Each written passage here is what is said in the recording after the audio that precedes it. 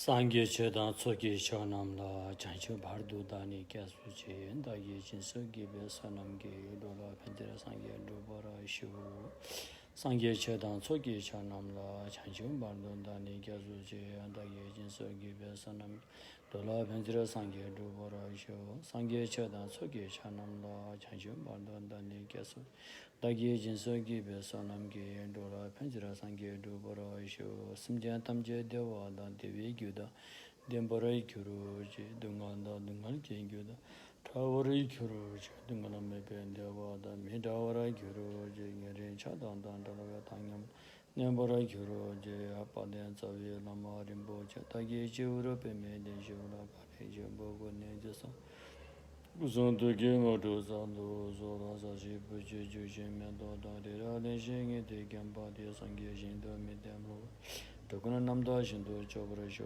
guru buddha bodhisattva sapari vararatna mandala bhujame Samundra sparana samaye hoa simjanam ki sampada loye chada chedava chajan tumandyam Cheki korolo korodu so सम्पूर्ण प्राणीहरूको हितार्थ कल्याण था सम्मा सम्बुद्धि प्राप्त गर्ने मनसायको साथमा सद्धम्म देशना सुनिदिनु हुन विनम्र अनुरोध गर्दछु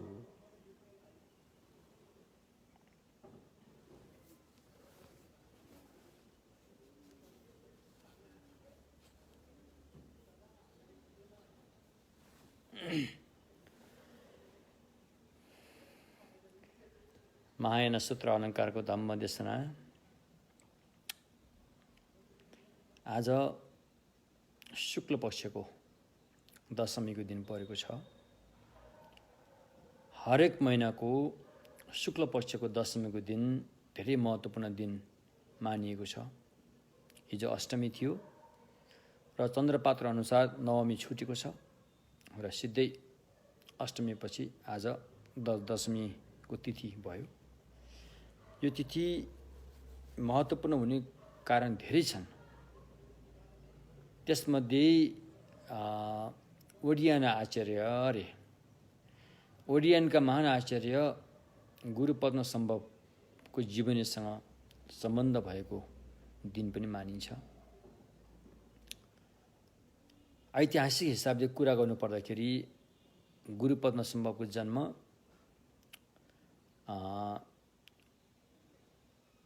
पश्चिम उत्तरतर्फ पर्ने स्वात भ्याली को नजिकै दानकोश भन्ने स्थानमा भएको हो भन्ने कुराहरू उल्लेख भएको छ उहाँ ऐतिहासिक व्यक्ति हुनुहुन्छ कुनै एउटा चाहिँ मायावी व्यक्ति त्यस्तो होइन ऐतिहासिक व्यक्ति हुनुहुन्छ र गुरुपद्म सम्भवको जीवनीको विभिन्न घटनाहरू थुप्रै घटनाहरू उल्लेख भएको पाइन्छ ती सबै कुरा अलि गरेर साध्य पनि छैन र ऐतिहासिक स्तरबाट हेर्दाखेरि उहाँ एउटा मानवको चोलामै आउनुभएको भनेर मान्न सकिन्छ र सन्तानविहीन भएका त्यो स्थानका राजा इन्द्रभूति कहिले भन्छ इन्द्रबोधि फेरि कहिले भन्छ इन्द्रभूति पनि भनिन्छ र यो इन्द्रभूति नाम गरेका केही राजाहरू भएका थिए त्यसमध्ये गुरुपद्म सम्भवको पालामा पनि इन्द्रभूति पनि राजा भएका थिए र इन्द्रभूति राजाकै पालन पोषणबाट अनि उहाँ चाहिँ त्यो स्थानमा रहनु भएको थियो एउटा राजकुमारको दर्जा दिएर रहनु भएको थियो भनिन्छ अब यसमा विद्वानहरूको भनाइ केही फरक पनि होला त अधिकांशले गुरुपद्म सम्भव चमत्कारिक जन्म उपपादको जन्मबाट चाहिँ जन्म भएको मानिन्छ अनि केही विद्वानहरूले होइन उहाँ गर्भबाटै जन्मेको हुन् भन्नेहरू पनि छन् नभएको होइनन् तर अधिकांशले अहिले भन्दाखेरि चाहिँ चमत्कारिक जन्म बुद्ध धर्ममा 4वटा जन्मस्थान हुन्छन् आमाको गर्भबाट जन्मिने अण्डबाट जन्मिने सडे गरेका चिजहरू उष्माबाट जन्मिने र उपपादुक रे चमत्कारिक जन्म यो 4वटा जन्मस्थानबाट व्यक्तिको चाहिँ जन्म हुने गर्दछ त्यसमध्ये मानिसमा यो 4वटा जन्मस्थान छ भनेर बताएको छ। तर पनि अहिले आएर अधिकांश आमाको गर्भबाटै जन्मेका छन्। तर अभिधम्ममा केही ठाउँमा उल्लेख गरे अनुसार चाहिँ शैल र उपशैल भन्ने प्रत्येक बुद्धहरू चाहिँ सारसको अण्डाबाट जन्मेका हुन् भन्ने कुरा उल्लेख भएको छ। त्यस्तै गरेर मानधाता भन्ने राजा चाहिँ उष्माबाट जन्मेका हुन् भन्ने कुराहरू छ।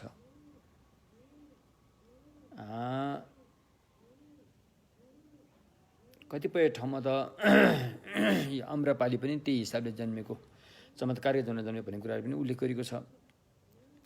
यता कता सुन्न आइएको छ। मैले त खास ठोस प्रुफ त मैले पाएको छुइनँ। र अनि चमत्कारिक जन्म भनेको चाहिँ मानवमा अब आर्यदेव चाहिँ चमत्कारिक जन्म भएको मानिन्छ। आर्यदेव उहाँको जन्म चाहिँ श्रीलङ्कामा भएको अरे भन्ने कुरा उल्लेख गरेको छ। र त्यसपछि गुरुपद्म सम्भव चमत्कारिक जन्मबाट जन्मेको भन्ने कुराहरू उल्लेख गरेको पाइन्छ। अब अहिले आएर त्यस्तो चमत्कारिक जन्म अहिले हामीले देख्न यति सजिलो छैन। र नर्गलोक पनि चमत्कारिक जन्मबाटै जन्मेका हुन्छन्। नर्गलोकका प्राणीहरू पनि त्यस्तै केही प्रेतलोकका प्राणीहरू पनि चमत्कारिक जन्मबाटै जन्मेका हुन्छन्। अधिकांश गर्भबाट नै जन्मेका हुन्छन् प्रेतहरू पनि। तर केही प्रेतहरू चाहिँ चमत्कारिक जन्मबाट जन्मेका हुन्छन् भनिन्छ। त्यस्तै अब केही पशुमा पनि होला त्यस्तो। यहाँ चमत्कारिक जन्म भन्ने कुरा अलिकति बुझ्न जरुरी छ। संस्कृतमा यसलाई उपपादुक जन्म भनिन्छ। भोट भाषामा जुइती केवा भनिन्छ। अहिले ठेट बुझ्ने नेपाली भाषामा मैले यसलाई चमत्कारिक जन्म भन्ने गरेको छु। अण्डाबाट जन्मिने, गर्भबाट जन्मिने र उष्माबाट जन्मिने र चमत्कारिक जन्ममा के भिन्नता छ भन्दाखेरि अण्डा, गर्भ र उष्माबाट जन्मेको जीवन जो छ र त्यो जसरी जन्मिन्छ मृत्यु पनि त्यसरी नै हुन्छ। जसरी उसको जन्म शरीर बन्दाखेरि क्रमैसँग बन्छ, मृत्यु पनि क्रमैसँग हुँदै जान्छ र उसको चाहिँ शव, अलि बुद्धि भाषामा मुर्दा भन्ने नि, त्यो मुर्दा चाहिँ यहाँ रहन्छ। त्यो व्यक्ति मरिसकेको मुर्दा चाहिँ यहाँ रहन्छ। तर चमत्कारिक जन्ममा त्यो हुँदैन। चमत्कारिक जन्ममा पाँचवटै इन्द्रियहरू चाहिँ झट्टै बन्छ, एकैपटक बन्छ। र उसको मृत्यु हुँदाखेरि पनि एकैपटक समाप्त हुने भएकोले उसको शेष शव भनौँ कि मुर्दा भनौँ कि त्यो रहन्न। त्यसैले भगवानले चाहिँ चमत्कारिक जन्म नस्वीकारेर मायादेवीको गर्भवास गर्न स्वीकार्नु भएको एउटा कारण यो पनि हो। किनकि चमत्कारिक जन्मबाट जन्मेका व्यक्तिहरूको अष्टु धातु चाहिँ रहन गाह्रो हुन्छ। जब अष्टु धातु रहिएन भने अनि स्तूपहरू पुण्य क्षेत्र, भावी प्राणीहरूको लागि पुण्य क्षेत्र हुन जाने जुन स्तूपहरू को निर्माण हुन गाह्रो हुन्छ। त्यसैले भगवानले चाहिँ आमाको कोखबाटै जन्म लिनु भएको हो र अनि उहाँको अष्ट धातुहरू पनि रह्यो र हजारौँ स्तूपहरू पनि बन्यो। तर चमत्कारिक जन्म भएका व्यक्तिहरूको त्यस्तो अष्ट धातु रहने भन्ने कुरा सायद हुँदैन होला, किनकि उहाँहरूको शरीर चाहिँ बिलाएर जान्छ। त्यति फरक छ रहेछ। यो चमत्कारिक जन्मको बारेमा अलिकति मैले तपाईँलाई भने। अब गुरुपद्म सम्भवको जन्म पश्चिम उत्तर स्थानमा भएको, हाल आएर अधिकांश विद्वानहरूले भन्दाखेरि पाकिस्तानको पश्चिमी उत्तर दिशामा अहिलेको नयाँ नाम स्वात भ्याली भन्ने ठाउँ छ अरे, हो त्यहाँ भएको भन्ने कुराहरू छ। त्यति बेलाका जुन भग्न अवशेषहरू अहिले त्यहाँ छन्, देखिन्छन्। अझै एकजना विद्वान गिन्जुन छुपेल भन्नेले त यहाँसम्म भन्नुभएको छ कि उहाँले तन्त्रमा उल्लेख गरिएको डाकिनीहरू, खाण्डोमा तन्त्रमा उल्लेख गरेको डाकिनीहरू र ती डाकिनीका छोरीहरूको हस्तरेखामा चाहिँ विशेष किसिमको चिन्हहरू हुन्छ अरे भन्ने तन्त्रमा उल्लेख गरिएको छ। र त्यो चिन्हहरू चाहिँ उहाँ त्यहाँ त्यो स्वात भ्यालीको भ्रमणमा जाँदाखेरि त्यहाँका पठानका छोरी, पठान भनेको अहिले अधिकांश उनीहरू मुस्लिम भएका छन्, त्यहाँका पठानका छोरीहरूको हत्केलामा मैले त्यो पाएँ, त्यो चिन्ह मैले देखेँ भनेर उहाँले एउटा लेखमा उल्लेख पनि गर्नुभएको छ। उहाँको जुन यो तीर्थयात्राको लेखमा उल्लेख गर्नुभएको छ। जो त्यो एरियामा चाहिँ उहाँको जन्म भएको भन्ने कुरा चाहिँ लगभग पक्का नै छ। त्यसपछि उहाँ अहिले हामी ऐतिहासिक गुरु पद्मसम्मको बारेमा कुरा गर्दैछौँ। उहाँको गुह्य जीवनीहरूको हिसाब किताब अर्कै हुन्छ, यहाँ बताउन जरुरी छैन, ऐतिहासिकको कुरा गर्दैछौँ। अनि त्यसपछि गुरु पद्मसम्भवले आफ्नो बुबा इन्द्रभूति, धर्मबाबु भनौँ न एक किसिमले, उहाँलाई चाहिँ सहयोग गरेर केही समय त्यहीँ बिताउनु भएको कुराहरू उल्लेख भएको छ। त्यसपछि उहाँ धम्मको खोजी गर्न आफ्नो देशलाई त्यागेर, जसरी भगवानले आफ्नो देश छोडेर जानुभयो धम्मको खोजीमा, त्यस्तै उहाँले पनि सत्मार्गको खोजीमा आफ्नो देशलाई सबै कुरा छोडेर उहाँ जानुभयो। विभिन्न ठाउँहरूको भ्रमण गर्दै, साधना गर्दै, अभ्यास गर्दै, अध्ययन अभ्यास गर्दै जानुभयो। पछि अनि अहिले आएर इन्डियाको हिमाचल प्रदेशमा पर्ने मन्डी भन्ने ठाउँमा त्यहाँ आइपुग्नुहुन्छ र त्यो ठाउँ उहाँको लागि महत्त्वपूर्ण एउटा साधना केन्द्र बन्दछ। त्यो स्थानलाई उहाँले साधनाको रूपमा अपनाउनुहुन्छ। मन्दरावल लगायत थुप्रै शिष्यहरू उहाँको विद्यार्थी भएर जान्छन्, साधक साधिका भएर जान्छन् र त्यो देशलाई नै पुरै बौद्धमय बनाउनुहुन्छ। अहिले हामीले जुन थाङ्गा लेख्ने कलाकारहरूले, मूर्तिकारहरूले जुन गुरु पद्मसम्भव भनेर मूर्ति बनाउने गरेका छन्, उहाँका वेशभूषाहरू त्यहाँ राख्ने गरेका छन्। अब यो कतिको सत्य हो थाहा छैन मलाई, त्यो त्यस्तै थियो कि थिएन त्यति बेला। अब गुरु पद्मसम्भव लाउने वेशभूषा कस्तो थियो होला अब, होइन? अब यसो बुझ्दाखेरि, हाम्रो लाटो हिसाबले बुझ्दाखेरि सायद उनी त्यो मन्डी देशमा जुन उहाँले चाहिँ भगवानको धर्मलाई योगदान दिनुभएको थियो, त्यहाँका व्यक्तिहरूले उहाँलाई भगवान बुद्धको धर्मबाट शिक्षित गराउनु भयो र त्यहाँका राजाले समेत उहाँको मार्ग अपनाएका थिए र आफ्नो जति पनि लागेको राजसी ठाँटहरू, पोसाकहरू चाहिँ उहाँलाई चढाएका थिए भनिन्छ। र त्यही राजाका पोसाक नै हो रे वास्तवमा गुरु पद्मसम्भवको अधिकांश लागेको पोसाकहरू भयो, उहाँको टोपीहरू भयो, त्यो चाहिँ त्यही राजा। र यदाकदा अहिले हेर्दाखेरि जुन अहिले हिमाचलतिर, इन्डियाको हिमाचलतिर लाउने टोपीको डिजाइन तपाईँले देख्न सक्नुहुन्छ र त्यही टोपी अहिले गुरु पद्मसम्भवको टोपीसँग धेरै जस्तो मिल्दोजुल्दो छ, अलिकति फरक मात्रै हो, मिल्दोजुल्दो छ, होइन? यहाँबाट पुरै घेरा भएको, अगाडिपट्टि हिँडातर्फ चाहिँ खाली भएको, त्यस्तो टोपी अहिले पनि त्यहाँका स्थानीय बासिन्दाहरूले लाउने गरेका छन्। र त्यही टोपीलाई अलिकति महत्त्वपूर्ण बनाएर त्यहाँका राजाले लाउँथे होलान् र त्यही टोपीलाई मुकुट बनाएर लगाइसकेपछि त्यही मुकुटलाई चाहिँ अनि गुरु पद्मसम्भवले उता चढाएको पनि हुनसक्छ, यसो विचार गर्दाखेरि।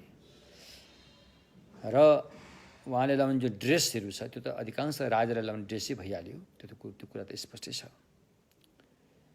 र यस्तो प्रकारले अनि उहाँले चाहिँ इन्डियाको चाहिँ विभिन्न ठाउँमा गएर, नालन्दासम्ममा गएर अध्ययन गर्दै, अध्यापन पनि गर्दै, अनि भगवानको धर्मलाई योगदान दिँदै, साथै महाबोधि टेम्पल, महाबोधि मन्दिरको चाहिँ संरक्षण पनि उहाँले गर्नुभएको भन्ने कुराहरू छ। कुनै बेला त्यहाँ आपद विपद आइपुगेको थियो, अन्य धर्मावलम्बीहरूले त्यहाँ आक्रमण गरेका थिए र त्यति बेला उहाँले चाहिँ उहाँको आफ्नो प्रयासबाट चाहिँ त्यो आपद विपदबाट चाहिँ महाबोधि टेम्पललाई मुक्त गर्नुभएको थियो।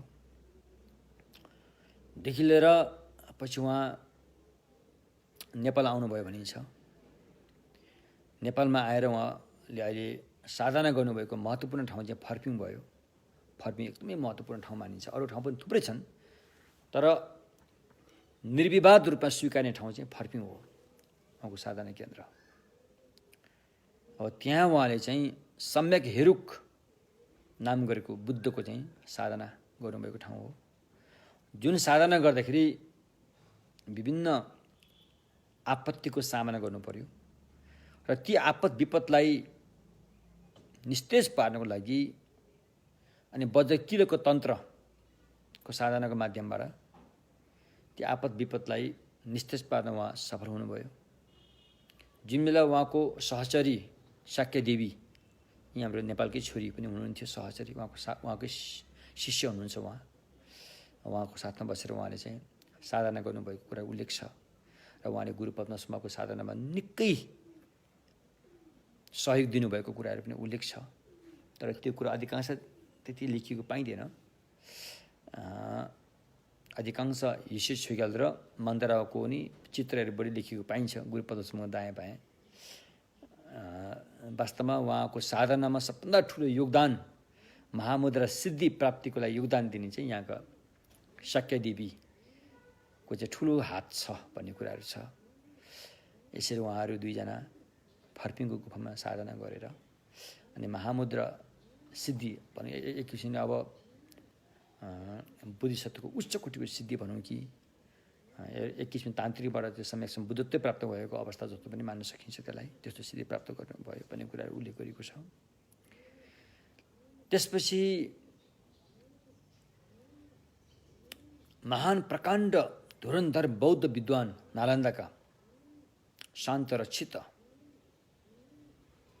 तिब्बतका सम्राट ठिस्सुङ देउचानको आमन्त्रणमा उहाँ तिब्बत पुग्नु भएको थियो र त्यहाँ बुद्ध धर्म त केही कुराहरू पुगिसकेको थिए, तर सङ्घ स्थापना गर्न जरुरी थियो। त्यसको लागि त्यहाँ धेरै समस्याहरूको सामना गर्नु परेको थियो उहाँलाई। यी सबै कुरालाई त्यहाँका व्यक्तिका रहनसहन सबै तौर तरिका उहाँले जान्नुभयो र त्यो स्थानीय त्यहाँका व्यक्तिहरूलाई सुहाउँदो भगवान बुद्धको धर्म सुहाउँदो हिसाबले त्यहाँ पुर्याउन जरुरी थियो। त्यसकारण गुरु पद्मसम्भव चाहिँ त्यो भूमिका निभाउन सक्ने व्यक्तिको रूपमा उहाँले देख्नुभयो र उहाँकै सल्लाह सुझाव अनुसार तिब्बतका सम्राट ठिस्सुङ देउचानले अनि गुरु पद्मसम्भवलाई, जबकि उहाँ त्यति बेला यहीँ हुनुहुन्थ्यो नेपालमै, अनि तिब्बतमा आमन्त्रण गर्नुभयो। अनि नेपालका विभिन्न हिमाली भेग हुँदै उहाँ तिब्बत पुग्नुभयो। त्यहाँ उहाँले आफ्नो पुरा तन मन वचन साधना सिद्धि सबै प्रयोग गरेर भगवान बुद्धको धर्मको लागि आफ्नो ज्यान समेत बाजी राख्नु भएको कुरा त्यो स्पष्टै छ। किनकि त्यहाँ अन्य बौद्ध धर्महरू एकदम शक्तिशाली भएको ठाउँ हो त्यो। उनीहरूसँग एकदम जादु टुना मन्त्र तन्त्रहरू थुप्रै प्रयोग हुन्थ्यो त्यहाँ। त्यसको अगाडि गुरु पद्मसम्भवले आफ्नो सिद्धता जुन प्रदर्शन गर्नुभयो, जसको अगाडि उनीहरू टिक्न सकेनन्, नसकेपछि अनि समय गुम्बा पनि बनाउन सफल भयो। समय गुम्बा बनाउन सफल भइसकेपछि अनि शान्त रचित र गुरु पद्मसम्भवको सल्लाह सुझाव अनुसार त्यही स्थानीय केही तीक्ष्ण दिमाग भएका विद्यार्थीहरूलाई जम्मा गरेर अनि सद्धम्म सिकाएर अनि भगवानका वचनहरू जति पनि छन्, जति पनि जीवित रहेका छन्, ती वचनहरूलाई सकेसम्म अनि आफ्नो स्थानीय भाषा, भोट भाषा भनिन्छ, त्यसमै अनुवाद गर्ने कार्य सुरु भयो। र जुन सफलताको कारणले अहिले हाम्रो सामु काङ्ग्युर तिङ्ग्युर भन्ने जीवित छन् र त्यति बेला नि अधिकांश त्यति बेला नि अनुवाद गरिएका ती ग्रन्थहरू भए। र जब शान्त र चित्तको देहान्त भइसकेपछि, उहाँको देहान्त तिब्बतमै हुन्छ र अनि पछि गुरु पद्मसम्भवले धेरै सल्लाह सुझाव भविष्यमा बुद्ध धर्मको अवस्था भोटमा कस्तो होला, भोटवासीहरू कस्तो अवस्थामा पुग्लान्, के घटना होला भन्ने भविष्यवाणीका थुप्रै कुराहरू उहाँले चाहिँ उल्लेख गरिदिनु भयो। समस्या के कुन समस्याको सामना गर्नुपर्ने छ तिमीहरूले भन्ने कुरा पनि उहाँले बताइदिनु भयो। त्यो समस्याको समाधान कसरी गर्ने त्यो कुरा पनि उहाँले बताइदिनु भयो। त त्यति बेला बताएका कुराहरू हाल आएर पेमा कथाङ भन्ने एउटा ग्रन्थ छ, त्यसमा अधिकांश उल्लेख गरिएको पाइन्छ। मसँग एउटा पुरानो पेमा कथाङ पनि छ। आशा गरौँ सम्भवतः यो नेपाली भाषामा आउला पछि। र समस्याको समाधान गर्ने एउटा महत्त्वपूर्ण उपाय उहाँले बताउनु भएको, थुप्रै उपायहरू बताउनु भएको छ। त्यसमा एउटा महत्त्वपूर्ण उपाय चाहिँ दशमीको दिनमा उहाँको चाहिँ जन्मदिन पर्छ अरे, गुरु पद्मसम्भवको। वर्षको हिसाबले होइन कि तिथिको हिसाबले। वर्षको हिसाबले त उहाँको जन्मदिन टेलो लुनार क्यालेन्डर अनुसार भादर वर्ष पर्छ। भादर वर्षमा उहाँ जन्मेको भन्ने मानिन्छ टेलोमा। तर अहिले तिथिको हिसाबले चाहिँ यो शुक्ल पक्षको दशमीमा उहाँको चाहिँ महत्त्वपूर्ण दिन मानिन्छ। र भविष्यमा भले उहाँको भौतिक शरीरले तिब्बत छोडे तापनि उहाँको ज्ञानयुक्त कायाले यो शुक्ल पक्षको दशमीमा जो जसले उहाँप्रति पवित्र श्रद्धा भाव राखेर हैन उहाँको स्तुति गर्छ, उहाँको आराधना गर्छ भने त्यो खेर जाने छैन रे। त्यो खेर जाने छैन कि म स्वयं त्यहाँ हुनेछु त्यति बेला भनेर उहाँले एउटा आश्वासन पनि दिनुभएको छ। र जुन दिन आज पर्छ यो शुक्ल पक्षको दशमी पावन तिथिमा हामीले के कस्तो साधना गर्न सकिन्छ भन्दाखेरि साधनाहरू त थुप्रै छन्, जप ध्यान तपहरू थुप्रै होलान्। तर यो दिनमा चाहिँ हामीले विशेष गरेर धम्म देशना सुनेर साधना गरेर आफूले जे साधना गर्न जानेको छ त्यो गर्नुभयो पनि हुन्छ हैन। यदि सक्छौ भने गुरु पद्मसम्भवको चाहिँ जुन सिक्दुन सोलदेव हैन सप्तश्लोकी स्तुति भन्ने एउटा छ, एकदम नाम चलेको स्तुति हो हैन। उर्गेन युके नुम्च्यासम पेमा गेसर तोम्बोला यान्छन् सुके मोटुने पेमा जुने सेसुटा खोर्दो खान्डो मपेको खेकु जेसु दाडुके झिङ्गेलप्ची सेसोसोल गुरु पद सिद्धि हो। सप्तश्लोकी भन्नु भने सप्तपद श्लोकी भन्नु, सप्तपद भन्नु पनि भन्छ यसलाई हैन। सातवटा पद भएकोले त्यो भनिन्छ। यो पाठ चाहिँ यो पाठ गरेपछि अरू पाठ नगरे पनि त्यति फरक पर्दैन। यो पाठमा चाहिँ धेरै झिल्लाप धेरै प्रसाद पाएको शब्दहरू हो यिनीहरू। यो पाठ गर्न साथै अनि गुरु पद्मसम्भव चाहिँ तपाईँको साथमा हुने छु भनेर मलाई आश्वासन दिएको छ। र अलि तपाईँ सक्नुहुन्छ भने यो दिनमा गणचक्र पूजा, अब गणचक्र भन्ने एउटा पूजा हुन्छ, यो फेरि अरूमा हुँदैन, यो बज्रयानमा मात्र हुन्छ। फेरि गणचक्र भने प्रसाद भनेको होइन। हामीले गणचक्र प्रसाद खा भने प्रसाद र गणचक्र फरक कुरा हो। कतिले गणचक्रलाई प्रसाद भन्दैन, होइन, प्रसाद भने अर्कै हो, गणचक्र भने अर्कै हो। प्रसाद चाहिँ सबैले खाना हुन्छ, गणचक्र सबैले खाना हुँदैन। गणचक्र चाहिँ फेरि अलिकति अर्कै किसिमका व्यक्तिहरूले मात्रै प्रयोग गर्ने साधना हो त्यो। यदि तपाईँले त्यो साधनाको लागि तपाईँ योग्य पात्र हुनुहुन्छ भने हैन तपाईँले त्यो गणचक्र आज गर्नु मिल्छ। धेरै महत्त्वपूर्ण दिन मानिन्छ। वज्रयानमा महिनाको 2 पल्ट आउने दशमी, शुक्ल पक्षको दशमी तिथि र कृष्ण पक्षको दशमी तिथि यी दुवै तिथिलाई चाहिँ गणचक्रको चाहिँ साधना गर्ने तिथि भनेर मानिएको छ। हो त्यो भयो। तर गणचक्र चाहिँ तपाईँले साँच्चै गणचक्र गर्नुभयो भने त्यो गणचक्र खाने व्यक्तिहरू, त्यो गणचक्र प्रयोग गर्ने व्यक्तिहरू पनि त्यही किसिमको योग्य पात्र मात्रै हुनुपर्छ। अयोग्य पात्रलाई गणचक्र प्रयोग गर्न दिन मिल्दैन। देखाउन समेत पनि मिल्दैन भनिन्छ के अरे। यसले त्यस्तै किसिमले एउटा चाहिँ व्यक्तिगत रूपमा गरिने साधना भन्नु एक किसिमले त्यस्तो साधनाहरू हो यो। तसर्थ अनि आज त्यो दिन पर्दछ गुरु पद्मसम्भवको र उहाँको जीवनीमा उल्लेख भएअनुसार उहाँले तिब्बत छोड्दाखेरि उहाँको मृत्यु भएर छोडेको भन्ने कुरा त्यहाँ उल्लेख छैन। उहाँ चाहिँ सिधै यो शरीरलाई नछोडिकनै कुनै अन्यत्र ठाउँमा उहाँ जानुभयो भन्ने कुराहरू छ। कहाँ जानुभयो भन्ने कुरा चाहिँ अब अहिले हामी त्यो ठाउँमा जाने यति सजिलो पनि छैन। कुनै अन्यत्र ठाउँमा उहाँको आवश्यक थियो, त्यो ठाउँमा आवश्यक त जहाँ कहीँ पनि उहाँको आवश्यक छ, तर त्यो ठाउँमा चाहिँ निकै आवश्यक थियो। यदि उहाँ त्यो ठाउँमा पुग्नु भएन भने त्यो ठाउँमा यस्तो चाहिँ एउटा शक्ति थियो कि त्यो शक्तिलाई केही व्यक्तिले दुरुपयोग गरेर संसार नै ध्वस्त पार्न सक्ने खालको त्यस्तो परिस्थिति परेको थियो। अनि जुन त्यो शक्तिलाई चाहिँ आफ्नो बसमा पारेर दुरुपयोग गर्नुबाट बचाएर त्यो शक्तिलाई सदुपयोग गर्नको लागि चाहिँ अनि उहाँ चाहिँ त्यो ठाउँमा जानुभएको रे होइन, हो यो भनिन्छ। तसर्थ जोस उहाँको साधना अधिकांश वज्रयानसँग बढी सम्बन्ध राख्छ। मेरो आफ्नो जीवनीमा पनि मैले बुद्ध धर्म अँगाल्ने अवसर पाएको चाहिँ उहाँकै प्रसादले हो, गुरु पद्मसम्भवकै प्रसादले हो। म एउटा अन्य धर्मको कुलमा जन्मिएको व्यक्ति र भगवानको चाहिँ सम्यक मार्गमा आउन कसरी अवसर पाइयो भन्दाखेरि चाहिँ यसको मेन हात चाहिँ उहाँकै कृपाले हो, गुरु पद्मसम्भवकै कृपाले।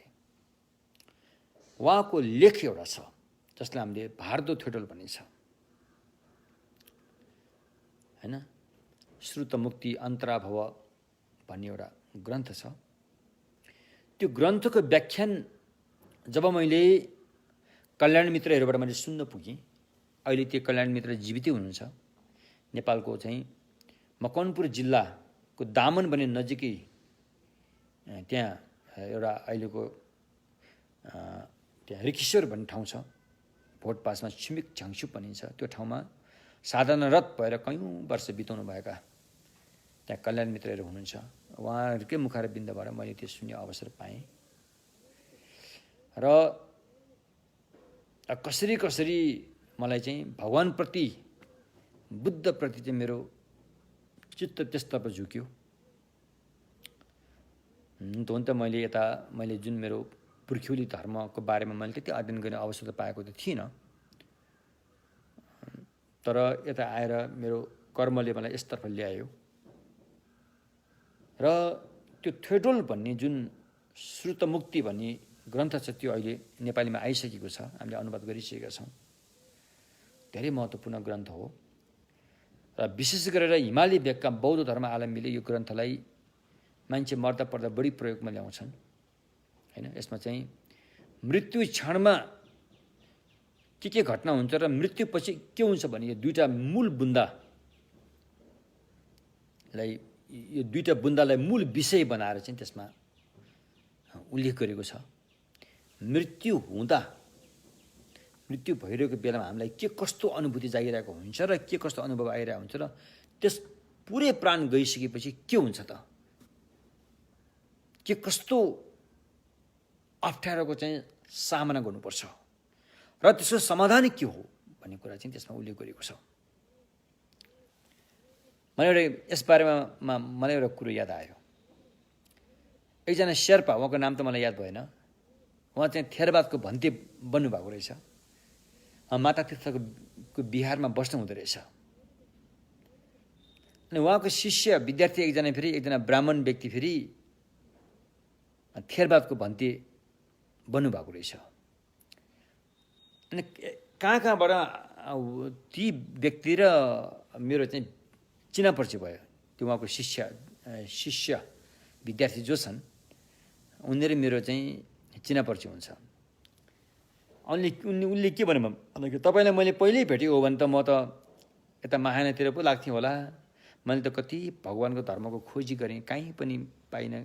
बल्ल यहाँ थेरवादको चाहिँ धम्मज्ञान मैले पाएँ, म यता लाएँ भन्नुभयो। मैले भने केही फरक पर्दैन होइन। श्रावक केन्द्र महायान भगवान बुद्धको शासनको रथका 2 पाङ्ग्रा हुन्। जुन पाङ्ग्रामा तपाईँ बसे पनि निर्वाण प्राप्तमा कुनै पनि दुविधा छैन। निर्वाण प्राप्त गर्न सकिन्छ। थेरवादबाट पनि सकिन्छ, महायानबाट पनि सकिन्छ। त्यसमा के पनि फरक पर्दैन भने पछि गएर उहाँको कल्याण मित्र जुन शेर्पा भन्दै हुनुहुन्थ्यो, उहाँ सिकिस्ती बिरामी हुनुभएछ।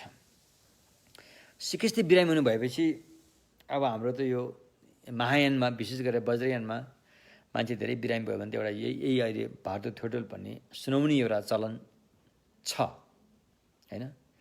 त्यति बेला पनि सुनाइन्छ र मरिसकेपछि पनि यसलाई सुनाइन्छ।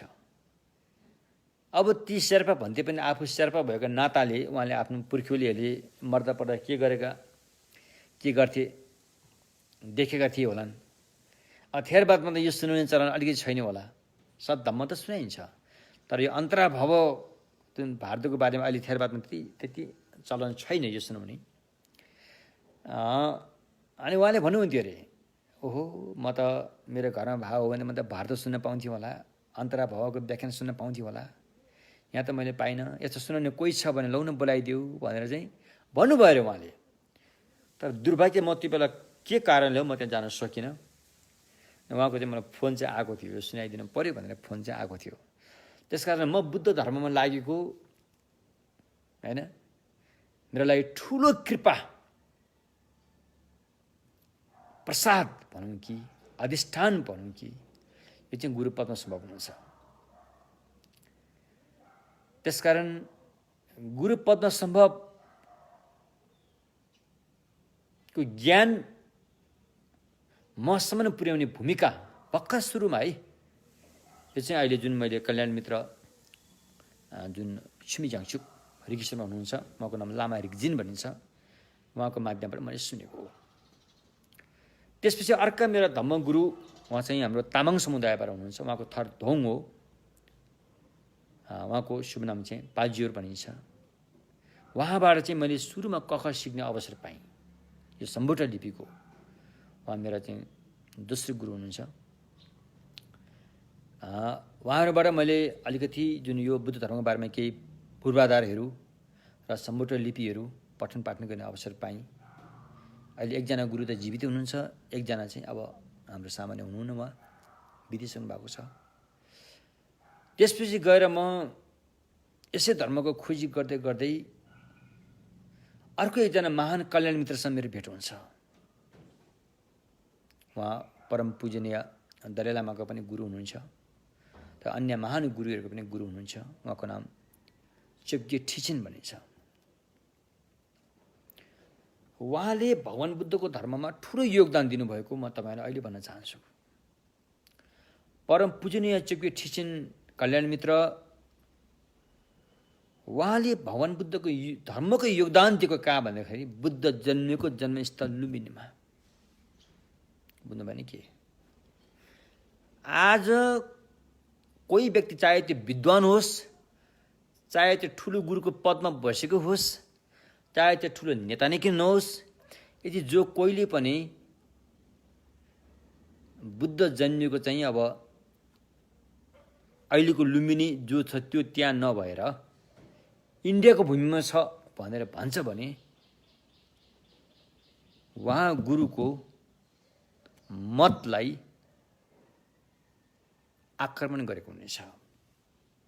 किनकि परम पूजनीय चोग्ये ठिचिन कल्याण मित्रले भगवान बुद्धको जन्म अहिले जहाँ लुम्बिनी भनिन्छ त्यहीँ भएको हो भनेर त्यति बेला उहाँले चाहिँ आफ्नो काँधमा सिमेन्टको बोरा बोकेर, त्यति बेला त रोड पनि बनेको थिएन होला, धेरै गाह्रो अवस्था थियो, आफ्नो काँधमा सिमेन्टको बोरा बोकेर इँटा बोकेर त्यहाँ एउटा बिहार बनाउनु भएको छ,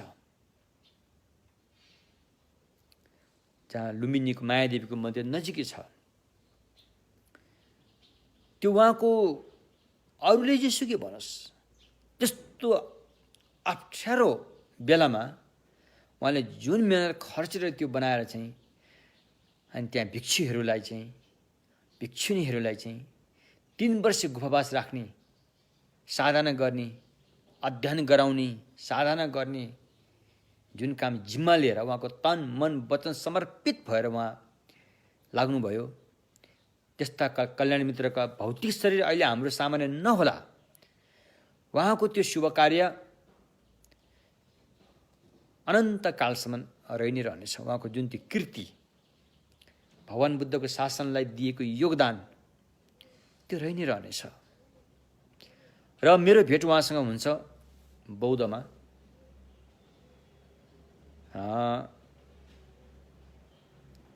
चोग्गे ठिचेन कल्याण मित्र उहाँको साथमा हामी उहाँ जान्छौँ लुम्बिनी, र उहाँसम्म पुर्याउने भूमिका चाहिँ मेरा अर्का एकजना गुरु हुनुहुन्थ्यो लामा लोडे। अहिले उहाँ हुनुहुन्न, विदेश हुनुभएको छ। उहाँ धेरै सिप भएको व्यक्ति हो।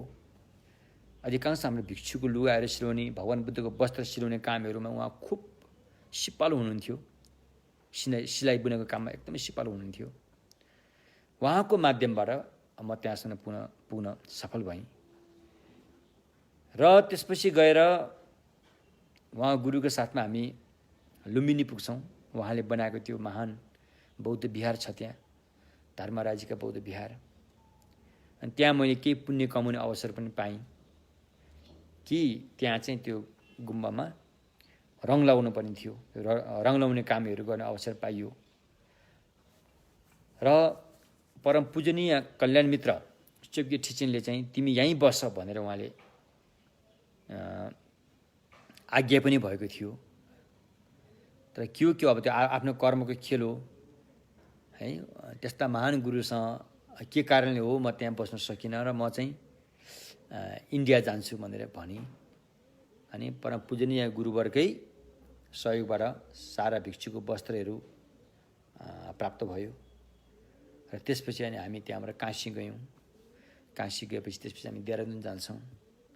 र अनि मेरो जीवनको महत्त्वपूर्ण मूल कल्याण मित्र भनौँ कि उहाँ चाहिँ हाल आएर 41औं शाक्यका गद्दीधारी परम पूजनीय शाक्य ठिजिन भनिन्छ।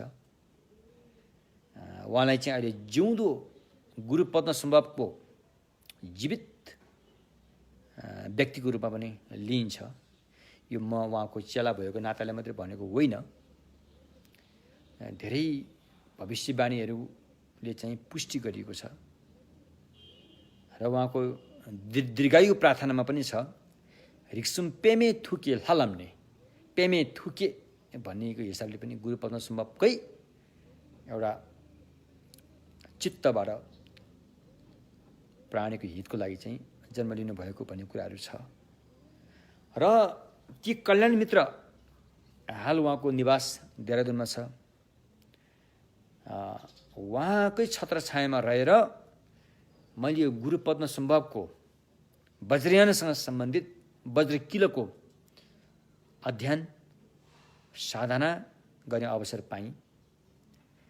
3 वर्षसम्म अथक मेहनत खर्चेर वज्र किलोको साधनाको चाहिँ जाँच दिनु पर्यो। त्यो जाँच पनि दिने अवसर पाइयो। जाँचमा पनि राम्रै भयो भन्नुपर्छ। यस्तो किसिमले चाहिँ अनि मेरो जीवनमा गुरु पद्मसम्भवको एकदम नजिकको सम्बन्ध छ र वज्र किलाको एकदमै नजिकको सम्बन्ध छ। र आज उहाँको चाहिँ महत्त्वपूर्ण दिन हो। र यो महत्त्वपूर्ण दिनलाई महत्त्वपूर्ण हिसाबले हामीले बिताउनु पर्ने छ। त्यो महत्त्वपूर्ण हिसाब भनेपछि धम्म देशना गर्ने, धम्म सुन्ने, मेडिटेसन ध्यान गर्ने हैन, अरूलाई चाहिँ उद्धार भाव गर्ने, पाप चित्त त्याग्ने, कुशल कर्मको विकास गर्ने, यसो गरेर यो 24 घण्टा बिताउन सक्यो भनेदेखि यो धेरै महत्त्वपूर्ण जीवन मानिनेछ। भले हामी कयौँ वर्ष अरू कुरामा जीवन बिताए तापनि आजको दिनमा यसरी जीवन बिताउन सक्यो भनेदेखि अवश्य पनि हामीहरू सबैको मनमा गुरु पद्मसम्भवको छिन्लाप भनेको के भन्छ अधिष्ठान रहनेछ हैन। अहिले उहाँद्वारा दिएको शिक्षा जुन वज्र किला छ, यसको जिउँदो वचन परम्परा का महान अधिपति स्वयं 41औं साक्य ठिचेन रिम्पोछे हुनुहुन्छ। उहाँबाटै मैले यसको चाहिँ बज्रकिलोको शिक्षा पाएँ। शिक्षा मात्र पाएको होइन, त्यहाँ रहनको लागि आवश्यक पर्ने अनुकूल परिस्थितिहरू, खान बस्न सुत्न सबै अनुकूल परिस्थितिहरू उहाँबाट सित्तैमा पाएको हो, सित्तैमा पाएको हो होइन।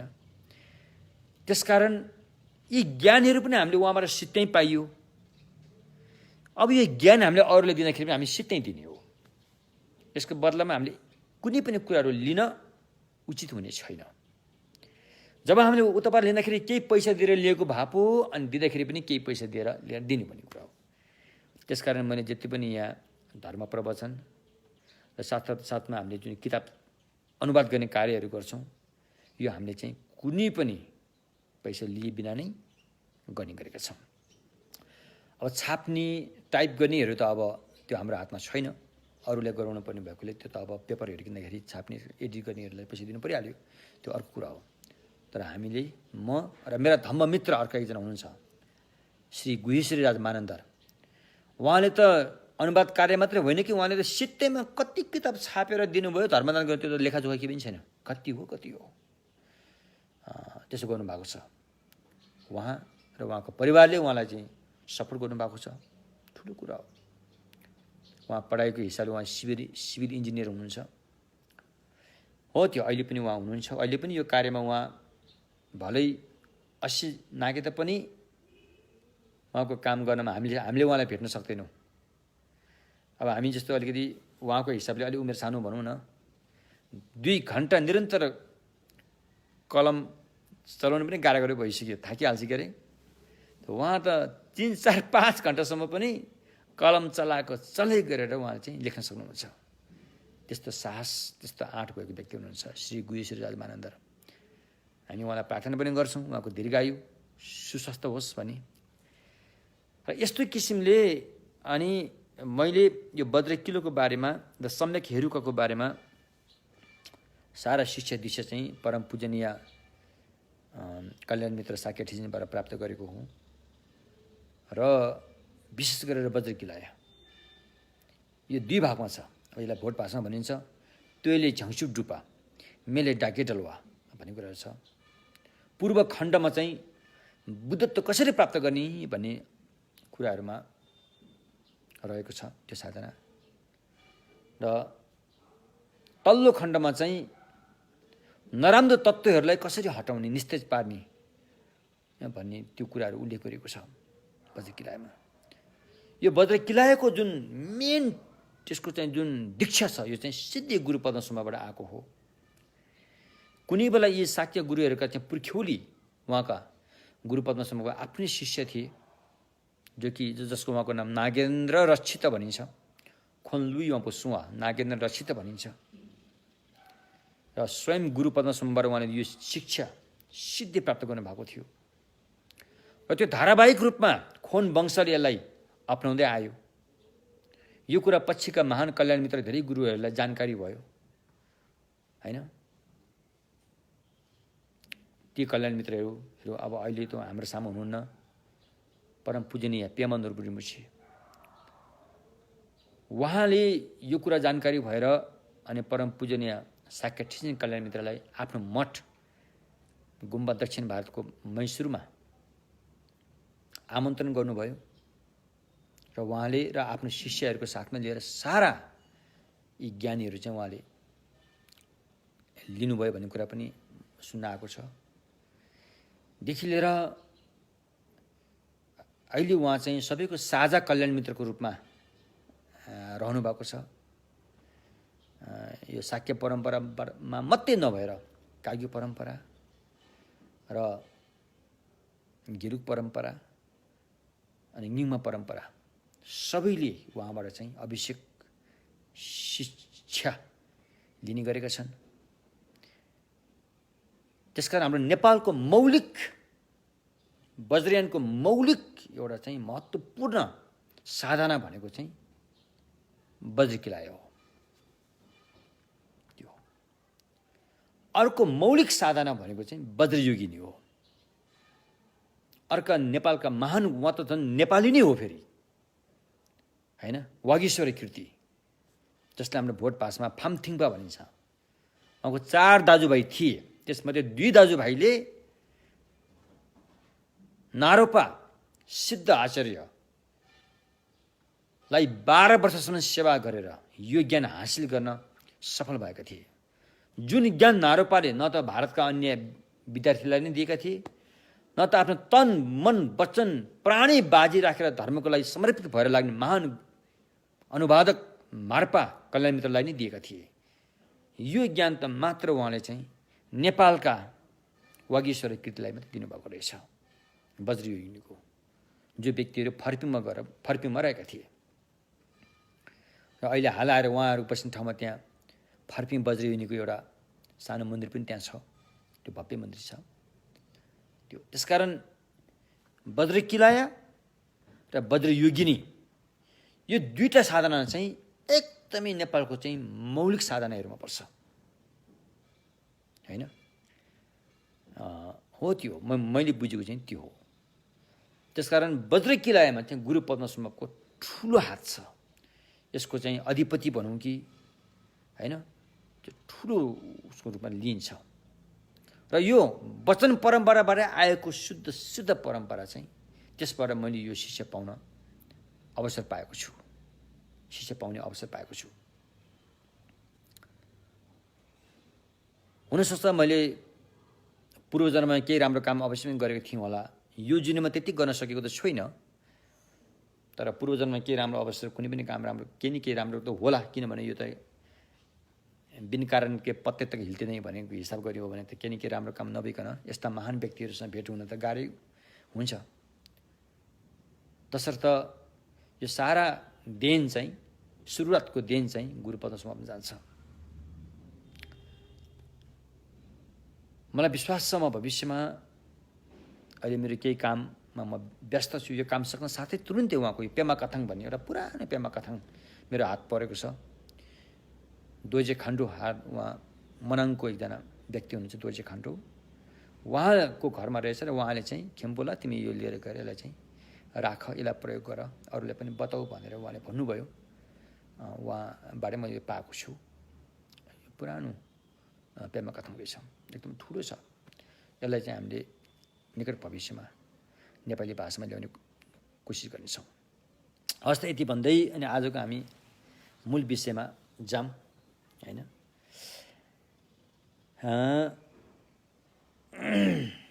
अब महायान सूत्र अलङ्कारको धम्मदेशनाको बारेमा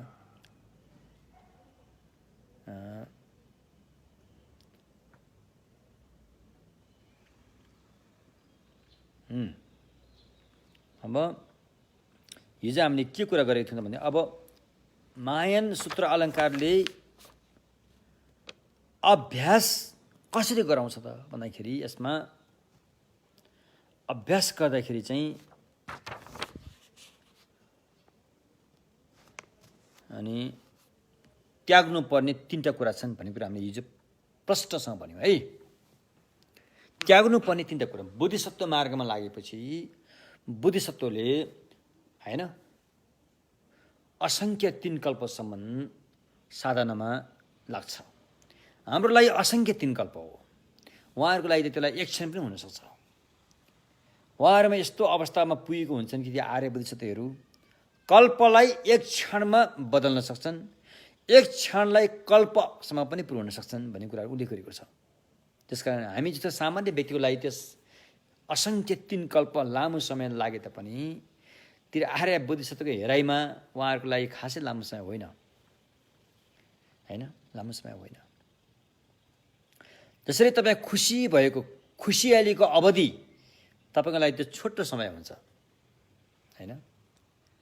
त्यो खुसियालीको अवस्था 2-3 दिन, कयौँ दिन बिते पनि हिजो मात्रै आश लाग्छ तपाईँलाई, त्यस्तै हुन्छ। बोधिसत्वहरू पनि त्यो अवस्थामा पुगिसकेपछि यो समय कति बेला बितेको उनीहरूलाई एक क्षण पनि हुँदैन थियो। त हामी जस्तो सामान्य व्यक्ति जो त्यो अवस्थामा पुगेका छैनौँ, हाम्रो लागि चाहिँ लामो समय जस्तो लाग्छ, होइन। मान्छे सिकिस्ते बिरामी हुने व्यक्तिहरूलाई राति निद्रा आउँदैन, त्यो रात त कयौँ दिनको रात जस्तो लाग्छ नि त, त्यस्तै हिसाब किताब हुन्छ।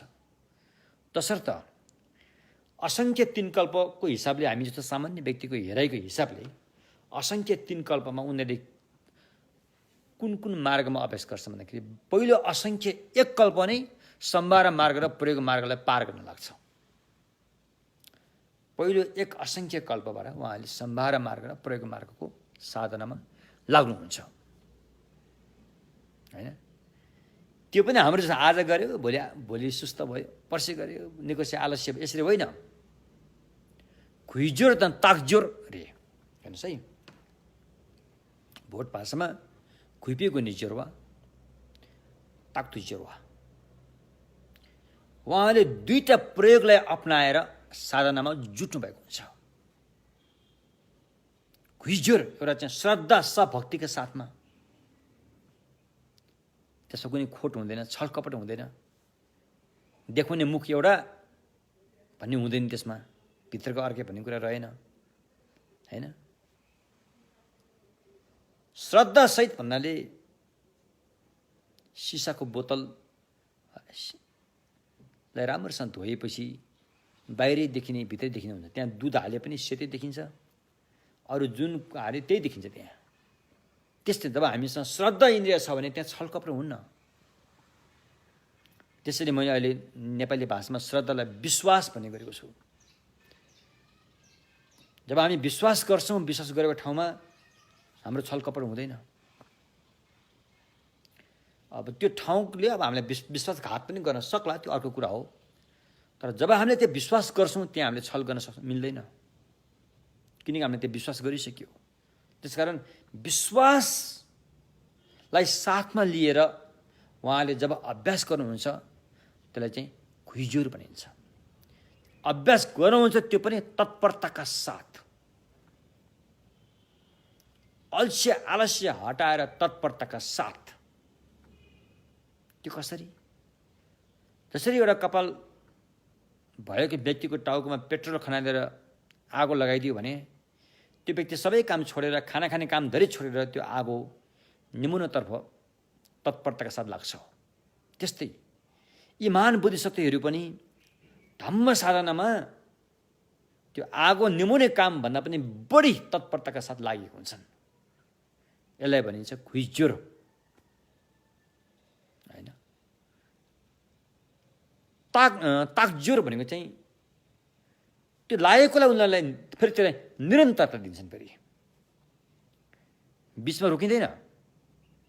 जबसम्म बुद्ध भूमिमा पुग्दैन तबसम्म बिचमा रोकिनेवाला छैन, किनकि उसले थाहा पाइसक्यो। अब उसले जानिसक्यो उम्किने ढोका यो मात्रै हो, अरू सबै ढोका बन्द छन्। भावचक्रमा अरू सबै ढोका बन्द छन्। समस्याको समाधान बुद्ध भूमिमा पुग्नु नै हो भन्ने कुरा उसले जानिसक्यो। यही नै एउटा छोटो बाटो हो, छोटो बाटो हो। यो बाटो फेरि सुखदायक छ, फेरि आनन्ददायक छ।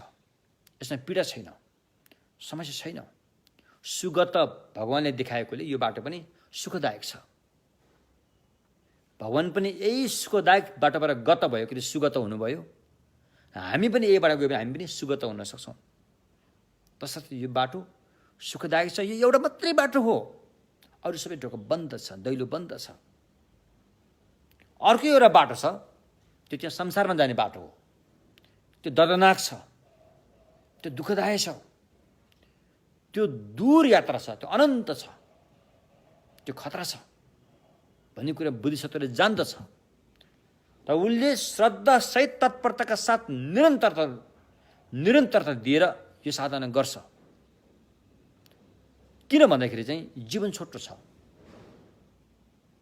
मान्छेको चला एकदमै छोटो छ, एकदमै कमजोर छ।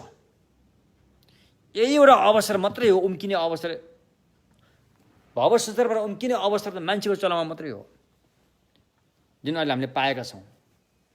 अब यो कसरी पायौँ हामीलाई थाहा छैन, यो अचम्म छ। यो कसरी पाइयो होला? एउटा अन्धो व्यक्ति, आँखा नदेख्ने अन्धो व्यक्ति फोहोर मैलाको डङ्गुर थुपारेको ठाउँमा गएर हिरा पायो भने त त्यो एउटा अचम्म मान्नुपर्छ। किनकि हिराले पनि म यहाँ छु भनेर भन्दैन, अन्धो व्यक्तिले आँखा देख्दैन, अनि फोहोर मैलाको डङ्गुर छ त्यहाँ, त्यस्तो परिस्थितिमा उसले हिरा पाउनु भनेको अद्भुत कुरा हो। त्यस्तै यो मान्छेको चोला कसरी पायो हामीले, यो एउटा अद्भुत कुरा हो। पशु लोकबाट मान्छेमा कसरी आयो हामी, यो एउटा अचम्मको कुरा हो। यो एउटा अचम्मको कुरा हो। चमत्कार त यहाँ पो छ त, चमत्कार त यहाँ पो छ त। त्यसकारण यो अचम्मको कुरा हामी कहाँबाट उछिट्टेर चाहिँ त्यस्तो दलदलमा फसेको व्यक्ति कहाँबाट उछिटेर ओभानो मान्छेको चलामा आइपुग्यो। अब यो अवसर हो हाम्रो लागि। यो अवसरलाई हामीले तुरुन्तै प्रयोग गर्न सकेनौँ भने त्यो तपाईँको लागि ठुलो हानिकारक हुनेछ, ठुलो घात हुनेछ। तसर्थ यो पाएको मानव चलालाई यसलाई ठिक ढङ्गसँग प्रयोग गरेर, ठिकसँग खुवाएर, ठिकसँग लाउन दिएर, ठिकसँग सुत्न दिएर यसलाई काममा लगाइरहनुपर्छ। यसलाई साधना गर्न दिइरहनुपर्छ। रोक्नु हुँदैन। रोक्यो कि तपाईँ मर्यो, आराम बस्यो कि तपाईँ मर्यो। मरेको मुर्दा र आराम बसेको मान्छेको काम छैन, काम गर्न सक्दैन उसले। त्यसैले यसलाई आराम गर्न दिनु हुँदैन, यसलाई काममा लगाइरहनुपर्छ, लगाइरहनुपर्छ। यसलाई पाप गर्न दिनु हुँदैन। यसले पहिले पनि धेरै पाप गरेर हामीलाई हानि पुर्याइसकेको छ। त्यसकारण यसको तन मन वचनबाट अनहुने काम गर्न दिनु हुँदैन। तसर्थ यो कुरा बुझेर होइन, अनि बुद्धिसत्वले 12 मार्ग र प्रयोग मार्ग प्राप्तिको लागि असङ्ख्य एक कल्प खर्चिन्छ। त्यसपछि दर्शन मार्गदेखि लिएर 7औं भूमिसम्म पुग्नलाई अर्को असङ्ख्य एक कल्प खर्चिन्छ। त्यसपछि 8औं भूमिबाट 10औं भूमि पार गर्नको लागि अर्को असङ्ख्य एक कल्प खर्चिन्छ। यस्तो किसिमले 3 असङ्ख्य कल्पको चाहिँ मेहनतपछि ऊ सम्मासम्म बुद्ध हुन्छ। अब 3 असङ्ख्य कल्प पनि यो भनेको पनि अब विद्वानहरूको भनाइ त्योभन्दा कसैको बढी पनि होला, कसैले घटी पनि भनेको होला। तर यो मैत्रीय बुद्धिसत्वले रचना गर्नुभएको ग्रन्थहरू र विशेष गरेर अनि आचार्य वसुबन्धुले रचना गर्नुभएको अभिधानमा कोष तपाईँलाई महसुस गर्नुको लागि सत्ता सिद्ध भन्ने केलाई भनिन्छ भन्दाखेरि चाहिँ मैले एउटा जहिले पनि एउटा केराको बुटोको उदाहरण दिने गरेको छु।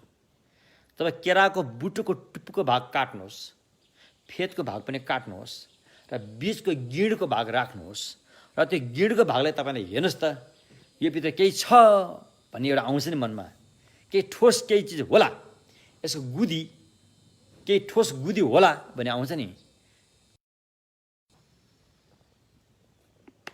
मोबाइलले अलिकति धोका दियो। हजुर, अनि सत्सिद्ध प्रतिको आसक्ति होइन, वास्तवमा त्यहाँ त त्यो छैन। केराको बीच भागको गिडमा त कुनै गुदी हुँदैन।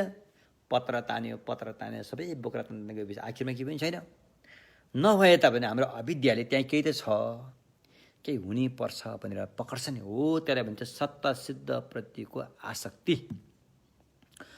त्यो आसक्तिलाई चाहिँ आर्य बुद्धिसत्वले होइन दर्शन मार्गमा पुग्दाखेरि त्यो त्याग छ अरे। जस्तै आत्माग्रह पनि भनिन्छ। आत्माग्रह पनि एक किसिमले पुद्गल आत्माग्रह भनिन्छ। घङ्सा कि दागजिन यस्ता किसिमका अविद्यालाई त्याग्न सफल हुन्छ असङ्ख्य एक कल्पसम्म साधना गरेकाले। अब दोस्रो असङ्ख्य कल्प साधना गर्नाले चाहिँ छन्मर जिन्पारे निमित्त ग्रहारे। अब सत्ता प्रतिको आसक्ति त्यागे तापनि हो यो केराको गिड हो, यो केराको पत्र हो, पत्र भने त आउँछ नि भनौँ फेरि त्यो आइरहेको हुन्छ नि। हो त्यस्तै निमित्त प्रति ग्रह हुन्छ। निमित्त प्रतिको ग्रह त्याग्नलाई अर्को असङ्ख्य एक कल्प खर्चिन्छ।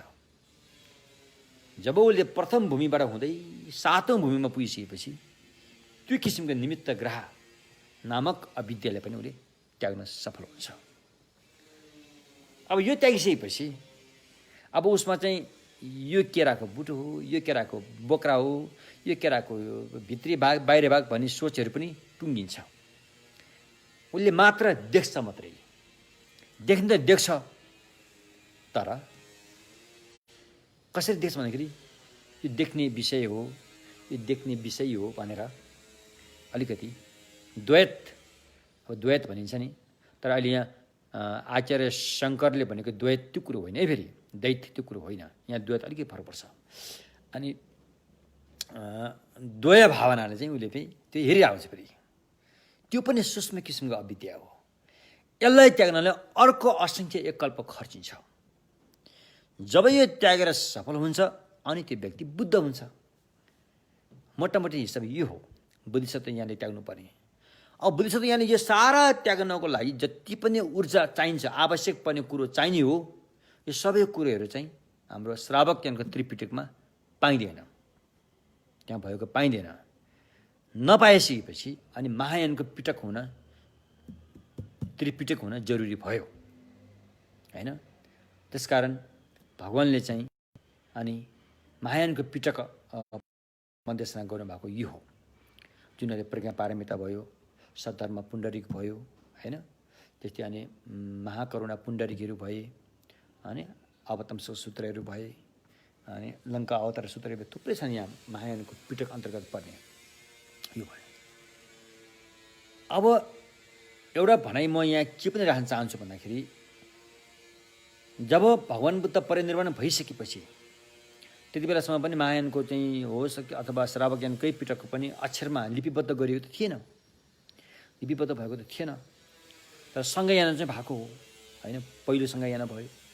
त्यो पहिलो सङ्घयानामा जसले जे भूमिका निभाए, जस्तो श्रावक ज्ञानमा हो भनेदेखि आनन्द भिक्षुको त्यहाँ महत्त्वपूर्ण भूमिका थियो। त्यसपछि उपालिको भूमिका छ, त्यसपछि महाकाश्यपको भूमिका छ त्यहाँ हैन।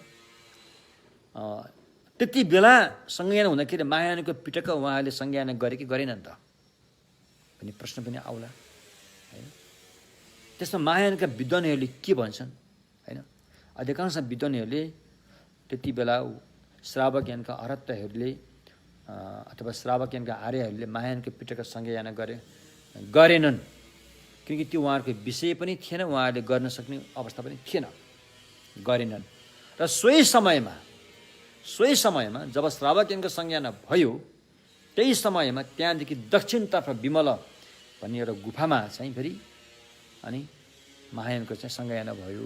अरे कसले गरे भन्दाखेरि मञ्जुश्रीले गरे, वज्रपाणीले गरे र समन्त भद्रले। मञ्जुश्री वज्र समन्त भद्रले चाहिँ महायानको चाहिँ सङ्ज्ञान गरेका हुन् भनिन्छ। अधिकांश विद्वानहरूले चाहिँ यो यसरी मान्छन्।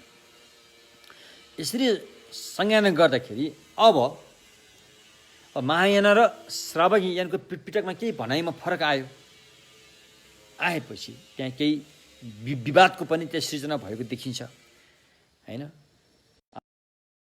विद्वानहरूले महायान पिटक हेर्दाखेरि श्रावक ज्ञानको पिटकमा उल्लेख नभएका कुराहरू चाहिँ त्यहाँ देखिएपछि त्यहाँ केही सम्वाद हुन त्यो स्वाभाविक कुरा हो।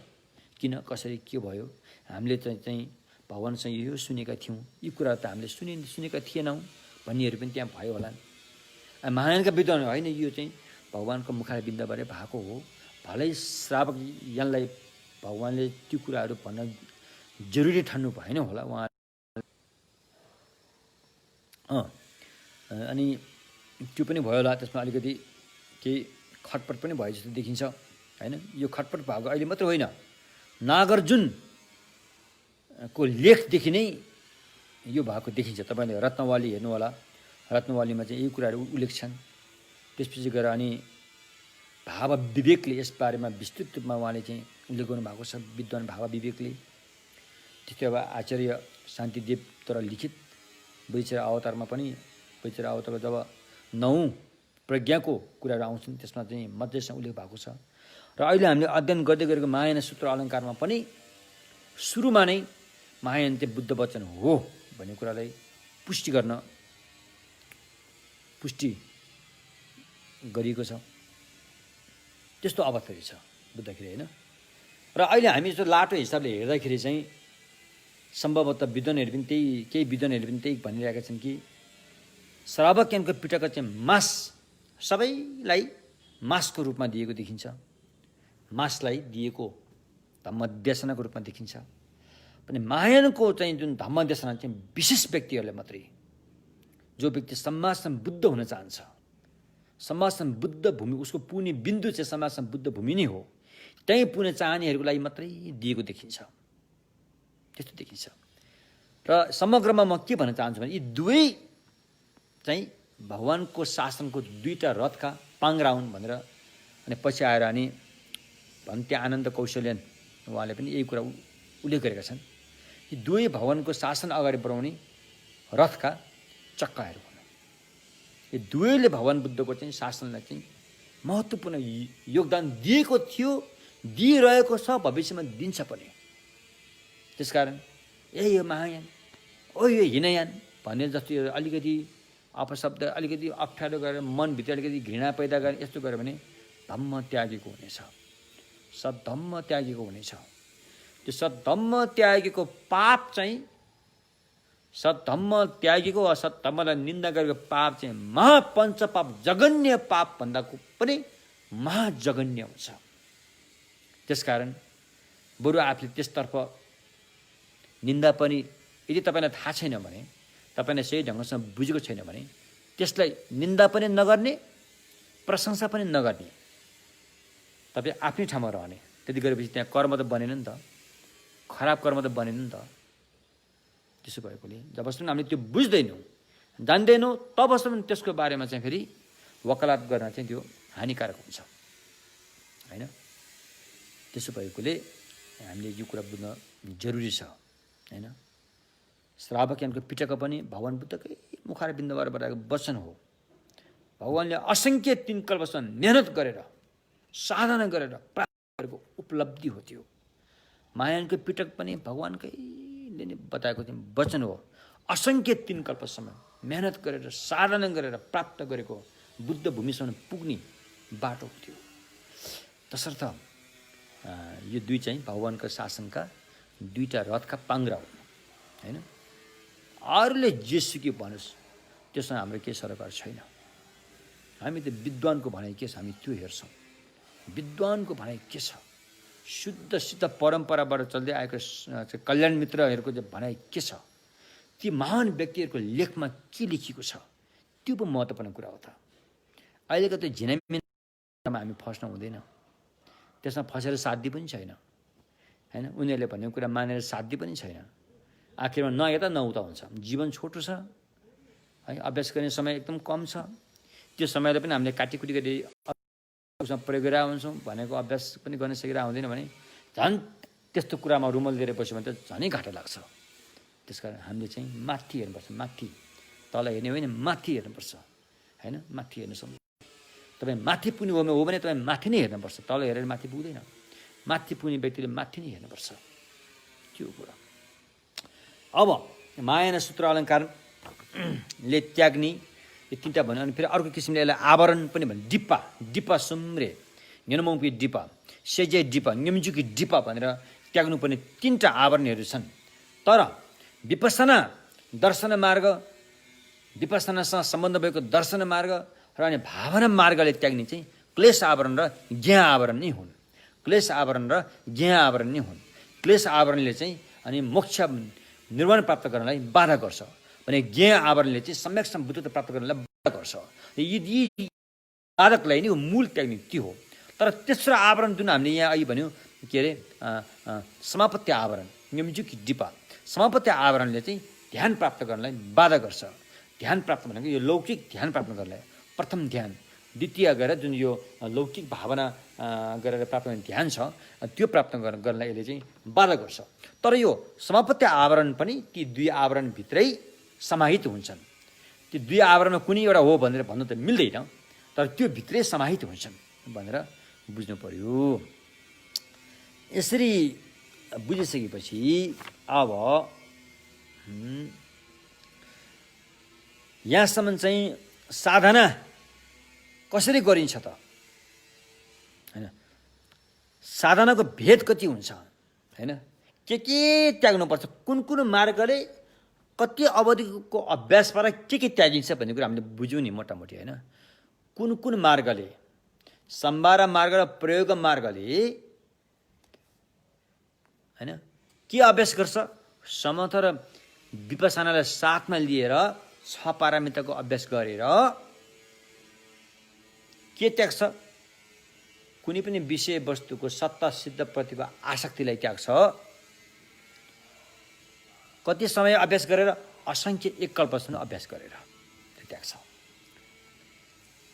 त्यो त्यागिसकेपछि क्लेश आवरण पुरै त्यागे हुन्छ। अब यहाँ एउटा कुरा फेरि यहाँ भन्नुपर्छ, यो भन्न जरुरी छ। अब यो कसरी यो भनाइमा भिन्नता आयो भन्दाखेरि यो भगवानले दिएको स्वतन्त्रताको कारणले। भगवानले के भन्नुभयो भने मैले भनेको भन्नेमा त्यो सही हो भनेर तिमीले स्वीकार्न जरुरी छैन भनिसक्नु भएको छ। यो स्थानमा तिम्रो पनि विचार विमर्श प्रयोग गर्न सक्छौ भन्नुभएकोले यो सोच यो स्वतन्त्रताले गर्दाखेरि विद्वानहरूले धेरै वर्ष लगाएर अध्यापन गरेर आफ्नो विचार विमर्श प्रस्तुत गरे। यसरी विचार विमर्श प्रस्तुत गर्दाखेरि कतिले भने बोधिसत्वको पहिलो भूमिमा पुगिसकेपछि सारा क्लेश, पुरै क्लेश मात्रै होइन क्लेशको बिउ समेत पनि त्यागिसकेको हुन्छ भन्ने कुरालाई स्वीकारियो भने कति विद्वानले भने कि होइन, क्लेश त माथि 7औं भूमिसम्ममा पुगे, बोधिसत्वको 7औं भूमिमा पुगेपछि मात्रै सबै त्यागेको हुनेछ, त्योभन्दा पहिला सबै त्यागेको हुँदैन भन्नेहरू पनि भए होइन। उनीहरूको आफ्नै विचार विमर्श प्रस्तुत गरिएको छ। त्यसलाई पुष्टि गर्नलाई युक्ति सङ्गतहरू पनि प्रस्तुत गरेको हुन्छ, दृष्टान्तहरू पनि दिएको हुन्छ होइन। अब म यहाँ एउटा प्रस्तुत गर्छु। बोधिसत्व प्रथम भूमिमा पुगेको बोधिसत्वले सारा क्लेश आवरण पुरै त्यागेको हुन्छ रे, किनकि उसले धम्म धातु चतुष्कोटि मुक्त भएको धम्म धातु प्रत्यक्ष रूपमा बोध गरिसकेको हुन्छ अरे। चतुष्कोटिबाट मुक्त भएको धम्म धातु प्रत्यक्ष रूपमा बोध गरिसकेपछि पनि सारा क्लेश त्याग्न सकेन भनेदेखि त्यो बोधिसत्वहरू चाहिँ आर्य बोधिसत्व भए तापनि श्रावक भन्दा पनि कमजोर भएको हुनेछ अरे। श्रावकको दिमाग भन्दा पनि यो आर्य बोधिसत्वको दिमाग बोझो भएको हुनेछ अरे, यस्तो भनेको छ। किनकि तत्परताका साथ साधना गर्ने श्रावकले 3 जुनीभित्रै अरहत हुन सक्छ भने अब यी बोधिसत्वले चाहिँ असंख्य एक कल्पसम्म साधना गरेर पनि क्लेश पुरै त्याग्न सकेन भन्नु चाहिँ यो भनाइमा कतिको जायज छ कुरो यो हो। ती श्रावक अरहतले 3 जुनेसम्म राम्रै मेहनत खर्चेर ऊ अरहत बन्यो। अरहत भन्ने अर्थ के थाहा छ? क्लेश सबै त्याग्यो। अब उसमा क्लेशको ज्वरो पनि छैन, क्लेशलाई जरैदेखि उखेलेर फ्याँक्यो। यसरी उखेल्यो कि अब पुनः त्यो ज्वरो गाडिएर क्लेश आउनेवाला छैन। त्यस्तो अवस्थामा ऊ पुग्यो, जसलाई भगवानको भाषामा अरहत पद भनिन्छ। भने यता आएर बोधिसत्वले चाहिँ 3 जुने होइन, असङ्ख्य एक कल्प, असङ्ख्य भनेको नि हो 11, 100, 1000 गरेर 60 भन्दा अलि माथि पुग्छ। अनि त्यसलाई एक असङ्ख्य भनिन्छ। त्यति फेरि कल्प रे, जुनी कुरा होइन, यहाँ कल्प। त्यो पनि तत्परताका साथ निरन्तरताका साथ साधना गर्दा पनि पुरै क्लेश आवरण त्याग्न सक्दैन भन्ने हो भने कसको दिमाग बोझो भएर कसको दिमाग तिखो भयो भन्ने कुरा त स्पष्टै देखियो नि। त्यसकारण श्रावक यदि त्यो त्यागेन भन्ने पक्ष लिने हो भने श्रावकको दिमाग तिखो भयो, बुद्धिस्टको दिमाग बोझो भएको मानिन्छ। यदि त्यो मान्ने हो भने भगवानको सम्यक मार्गमा त श्रावक भन्दा बुद्धिस्टको दिमाग तिखो भएको मानिन्छ। श्राप होइन, तीक्ष्ण बुद्धि भएको मानिन्छ। कुरो यस्तो छ। अब यो चाहिँ विद्वानहरूको विचार विमर्श आफ्नो ढङ्गले गर्ने हो। त्यसो यहाँ चाहिँ बोधिसत्वले अनि प्रथम भूमिमा नै सबै क्लेश आवरण त्यागिसकेको हुन्छ। तर त्यसको के वासनाहरू रहन्छ, क्लेशको वासनाहरू रहन्छ। त्यो वासनालाई चाहिँ फेरि द्वितीय भूमिबाट गएर त्यो वासनालाई चाहिँ के भनिन्छ निमित्त ग्राह भनिन्छ। त्यो निमित्त ग्राह पुरै त्याग्नलाई चाहिँ 7औं भूमिसम्म पुग्नुपर्ने हुन्छ। 7औं भूमि पुगेपछि त्यो निमित्त ग्राह पनि पुरै त्याग्छ अरे। अनि बाँकी 3 भूमि 8औं 9औं 10औं भूमिले चाहिँ अनि द्वय हेराइको द्वयता त्यसलाई त्याग्छ अरे भन्ने कुरा आयो होइन। हो त्यो भयो। एवं प्रकारले अनि योग गर्नु भनेको ध्यान गर्नु भनेको। अब योग भनेको अब शरीरको व्यायामलाई पनि योग भन्छन् के अरे। वास्तवमा यहाँ बताएको योग भनेको चाहिँ ध्यानसँग सम्बन्ध छ। त्यो ध्यान भनेको समता र विपसना हो, यसैले योग भनिन्छ। भगवानको सम्यक मार्गमा योग गर्नु भनेको चाहिँ ध्यान गर्नु, त्यो गर्नु भनेको समता भावना र विपसना भावनाको भाविता गर्नु रे, त्यसैले भनिन्छ योग गरेको भनिन्छ। अब यो भोट भाषामा अब योग भनेको के हो? योग भनेर जोड्नु भनेको हो नि त। कहाँ जोड्नु थाहा छैन फेरि, यस्तो संस्कृत भाषामा अलि बुझ्न गाह्रो छ। तर योगलाई भोट भाषामा नालजोर, कति सजिलो छ, एकदम मिठास पनि छ, सजिलो छ भाषा। नालजोर, नालमा जोर गर्नु रे, नलमा लगेर जोडिदिनु रे। नल भनेको के हो त? वास्तविकता, सच्चाइलाई नल भनिन्छ भोट भाषामा। नलमा होइन, वास्तविक सच्चाइलाई नल भनिन्छ, त्यसमा जोड्ने भएकोले योग भनेको हो, नालजोर। त्यसकारण यो समता अनि विपसनाले सच्चाइमा लगेर जोडिदिने भएकोले, सच्चाइमा पुर्याइदिने भएकोले यसलाई के भनियो त? योग भनियो। योग हो त्यो भयो। तसर्थ अब के बुझ्नु पर्यो भन्दाखेरि चाहिँ अब त्यो योग समता र विपसनाको योग गर्दाखेरि सबभन्दा पहिला तपाईँले के चाहियो भन्दाखेरि सगुन चाहियो। सगुन चाहियो, आवश्यक पर्ने सगुन चाहियो। त्यो सगुन प्राप्त भएपछि मात्रै यी योगहरू प्राप्त गर्न सकिन्छ होइन। आवश्यक पर्ने सगुन चाहियो। त्यो सगुनलाई चाहिँ महायान सूत्र अलङ्कारले यहाँ बताउँछ। त्यो सगुनलाई चाहिँ एउटा चाहिँ होस राख्नुपर्ने सगुन, एउटा चाहिँ अयोग्य अवस्थाबाट निस्किनुपर्ने सगुन, त्यो होइन। त्यसमध्ये तपाईँले होस राख्नु पर्यो होइन, ठाउँको होस राख्नु पर्यो। योग साधना गर्ने कस्तो ठाउँ हुनुपर्छ, स्थानको चाहिँ होस राख्नु पर्यो। जहाँ पाए त्यहीँ बसेर त हामी जस्तो अहिले भर्खरका सिकारीहरूले योग साधना गर्न सक्दैन। सही स्थान हुनु पर्यो, सही स्थान हुनु पर्यो, सही सङ्गत पनि हुनु पर्यो होइन। सही स्थान, सही सङ्गत होइन, सही भरपर्दो ठाउँ होइन, आदि आदि हुनुपर्छ। हो त्यो बारेमा अब चाहिँ महायान सूत्र अलङ्कारले बताउँछ। तपाईँ साँच्चीकै समता विपसना ध्यान गर्ने हो भने तपाईँ कस्तो ठाउँ अपनाउनुपर्छ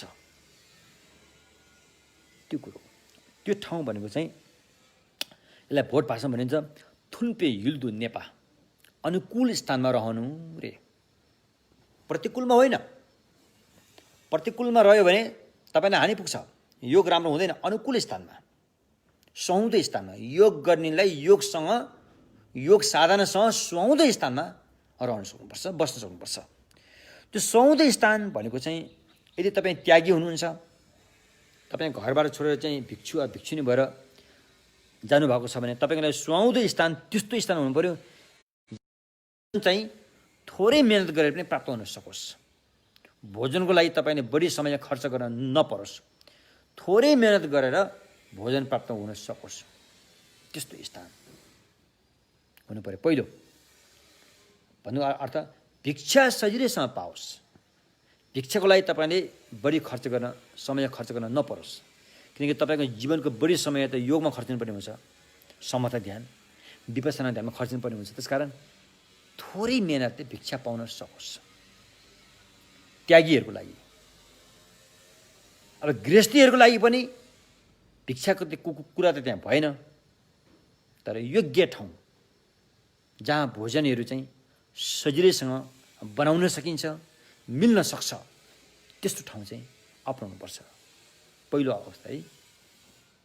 भगवानको पालामा त्यागीहरूको लागि उचित ठाउँ कहाँ थियो त?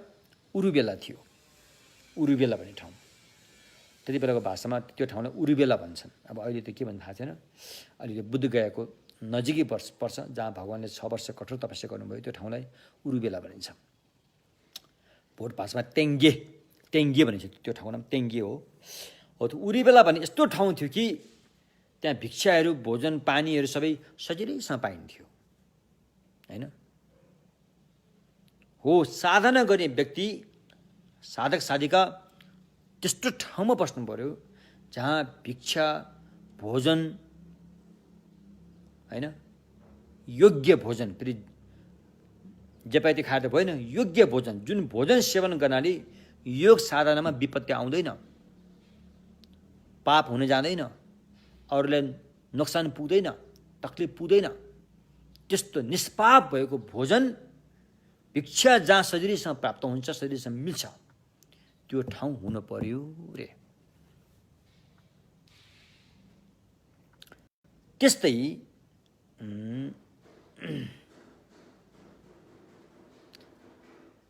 अब त्यो ठाउँ फेरि चोरी, चकारी, छलकपट, बाधा पुर्याउने खालको व्यक्तिहरू त्यहाँ आउने जाने घुम्ने ठाउँ भयो भने त फेरि त्यो समस्या भयो। अहिले हाम्रो राम्रो राम्रो पार्कहरू बनाएको हुन्छ नि, पार्कहरू त राम्रो छ, त्यहाँ शान्त वातावरण त्यहाँ हुनु पर्यो नि। त्यहाँ त अनेक मान्छेहरू आएर अशान्त वातावरण बनाउने काम गरिरहेका हुन्छन्। हामी त्यस्तो पार्कमा गएपछि शान्त वातावरणमा शान्ति भएर रहन सक्नुपर्छ। तर त्यो शान्त जुन प्रकृतिले दिएको शान्त छ, हामीले त्यसलाई अशान्त बनाइदिन्छौँ, नराम्रो बनाइदिन्छौँ। जस्तो अहिले सानो उदाहरण हेर्नुहोस् त, कस्तो विपत्ति आइपुग्यो। गाउँघरमा बाटो खने त खने, तर त्यो बाटोले कसरी खने? अशान्त हुने ढङ्गबाट खने। त्यो शान्त वातावरण, प्रकृतिलाई नोक्सान नपुग्ने ढङ्गले त्यहाँ चाहिँ, होइन, सर्वे गरेर खन्नु परिन्थ्यो। तर जथाभावी प्रकृतिलाई अशान्त पारेर खनिदिएको रे, त्यसको परिणाम अहिले हामीले भोग्नु पर्यो, होइन? ज्यानबाट हात धुनु पर्यो, कतिको धन जन सबैबाट हात धुनु पर्यो, त्यस्तो अवस्थामा पुग्यो। त्यसकारण यो अशान्त भएको वातावरणमा जहाँ चोरी चकारी छल कपट यस्तो हुन्छ, त्यो ठाउँमा पनि रहनु भएन। साथसाथै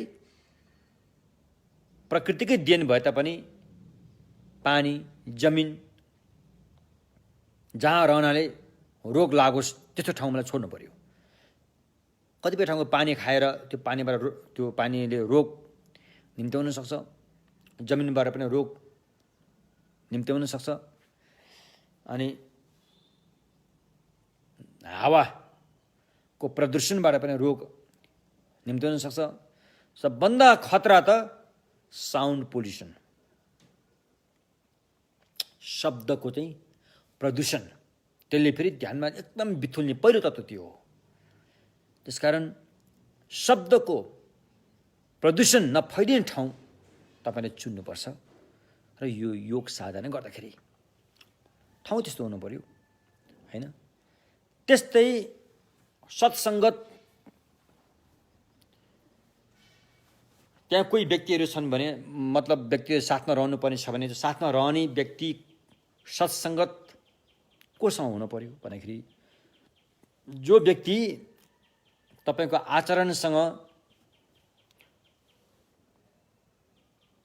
तपाईँको सोच विचारसँग मिल्दोजुल्दो छ, त्यस्तो व्यक्तिसँग नै साथमा रहनुपर्छ। यदि त्यो भएन भने हिजो कस्तो मिलेको आज फेरि एकदमै तलमाथि पर्छ। यो हामीले थुप्रै देखेको, मेरा केही मित्रहरू हुनुहुन्छ, उहाँहरूको जीवनमा भोगेको भोगाई पनि मैले सुनेको छु। हिजोसम्म उनीहरू एक अर्कामा ज्यान दिएर हाम फाल्थे। तिमी बिना त म बाँच्नै सक्दैन, तिमी बिना त म बाँच्नै सक्दैन, हाम्रो माया जुनी मरेपछि पनि फेरि हामी फेरि भेटौँला, आदि कुराले हुन्थ्यो। आज आएर त्यो व्यक्तिको नाम सुन्दाखेरि पनि घृणा, अविश्वास, आरिस पैदा हुने भयो।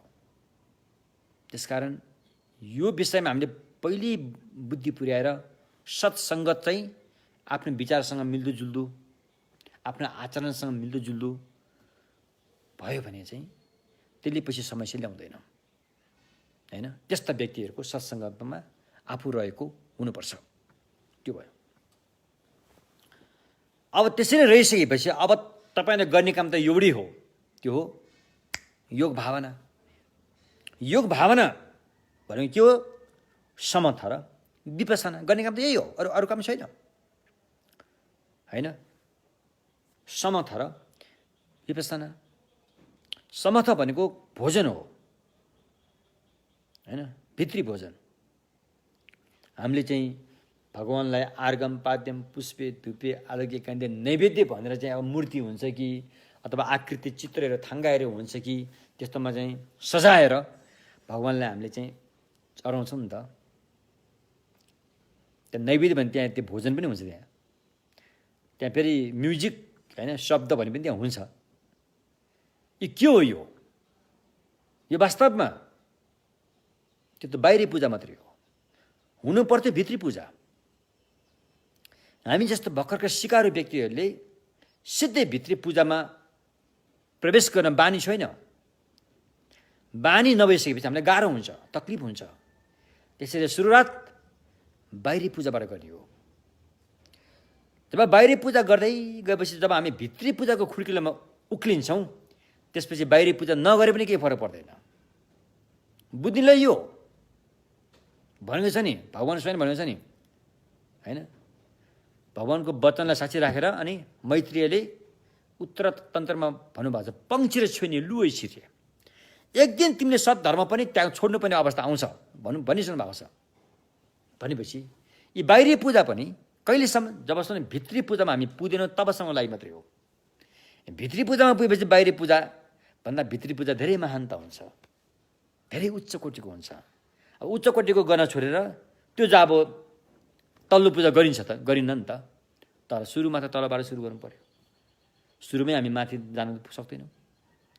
त्यसैले सुरुमा तलबाट गरे तापनि पूजा गर्ने तरिका चाहिँ माथि पुग्ने ढङ्गले गर्नुपर्छ। फेरि लो म त तलै छु, तलै बसेर पूजा गर्ने भनेर हुँदैन।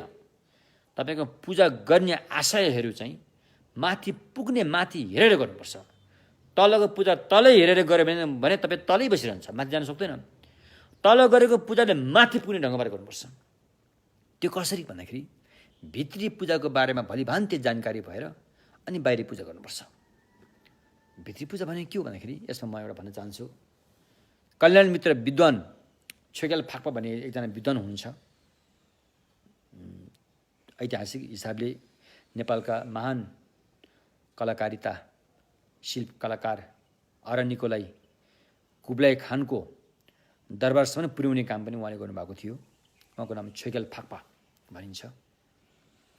उहाँले यस बारेमा एउटा लेख लेख्नु भएको छ।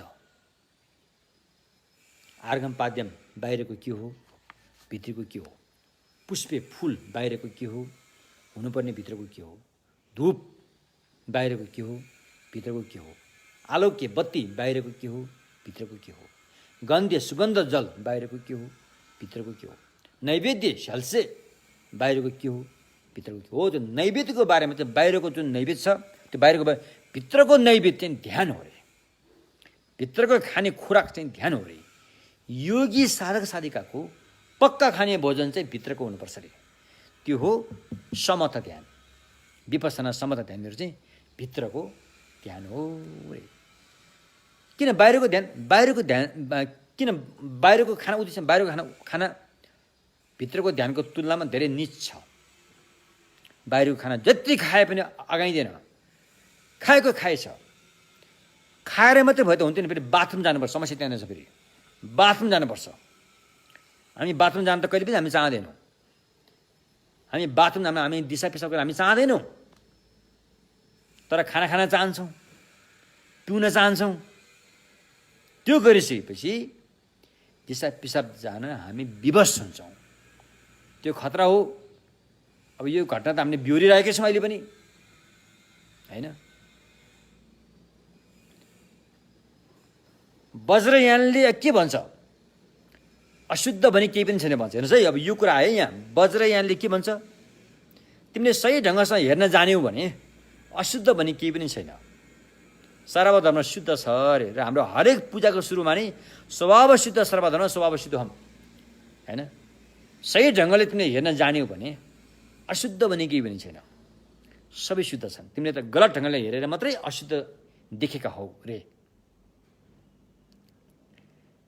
अब पहिला हाम्रो यहाँ काठमाडौँतिर विशेष गरेर यहाँ बढी बस्ने नेवारी समुदायहरू हुन्। नेवारी होस् अथवा जोसुकै होस्, जोस् काठमाडौँ बस्ने चाहे बाहुनचिते जो भएर सबैलाई त्यति बेला नेवार नै भन्छन्। उनीहरू नेवारी भाषै बोल्छन्, सबै बोल्छन्, नेवार नै भन्छन् होइन, काठमाडौँको पुराना बासिन्दाहरूलाई। तिनीहरूको चाहिँ त्यति बेला घरहरूमा चाहिँ चर्पी भन्ने हुँदैन थियो, हुँदैन थियो। अरे के प्रयोग गर्थे? कोपारा प्रयोग गर्थे, कोपारा। यो कुरा त स्पष्टै छ। चन्द्र शमशेरले बनाएको सिंह दरबारमा, जुन पुरानो पछि त त्यो आगो लाग्यो, अलिकति नयाँ हो यो। चन्द्र शमशेरले बनाएको पुरानो सिंह दरबारमा त्यहाँ चर्पी कहीँ पनि भेटिन अरे, त्यहाँ टोइलेट कहीँ पनि बाथरुम कहीँ पनि भेटिन अरे। यसको मतलब उनीहरूले त्यहाँ कोपारा प्रयोग गर्थ्यो होइन। धनीहरूले त सुनको कोपारा पनि प्रयोग गर्ला, कसैले चाँदीको कोपारा प्रयोग गर्ला, कसैले फलामको, कसै के गर्ला कोपारा। तर जे भए पनि कोपारालाई चाहिँ फोहोरी नै मानिन्छ। कोपारालाई प्रयोग गरेको कोपारालाई जतिसुकै धोए तापनि त्यसलाई सफा मानिँदैन, त्यसमा भात खान सकिँदैन। यदि कोपारा हो भनेर हामीले थाहा पाएको छ भने जतिसुकै सफा धोएर पनि त्यसमा हामीले भात हालेर खान सकिन्न, गाह्रो हुन्छ। तर म भन्छु त्यो कोपारा भन्दा पनि फोहोर त हात हो, बुझ्नु भएन? कोपारालाई त कहिलेकाहीँ मात्रै प्रयोग गर्छौँ, हातलाई त हामीले हरदम फोहोरमा प्रयोग गरिरहेको हुन्छौँ। तर धोएपछि त फेरि यसलाई त हामीले सफाइ मान्छौँ, प्रयोग गर्छौँ भन्दाखेरि वास्तवमा हेराइ हो, हेराइ, कल्पनाको हेराइ हो। यो कल्पना कता झुक्छ त्यसतर्फ झुकिन्छ। यो त्यही कोपारालाई सफा गरेर पनि त्यसमा भात खान उचित ठानिन्न भने त्यही कोपारा धुने यो हातलाई चाहिँ धोएपछि सफा हो भनेर उचित ठानिन्छ। आखिरीमा त मन रहेछ।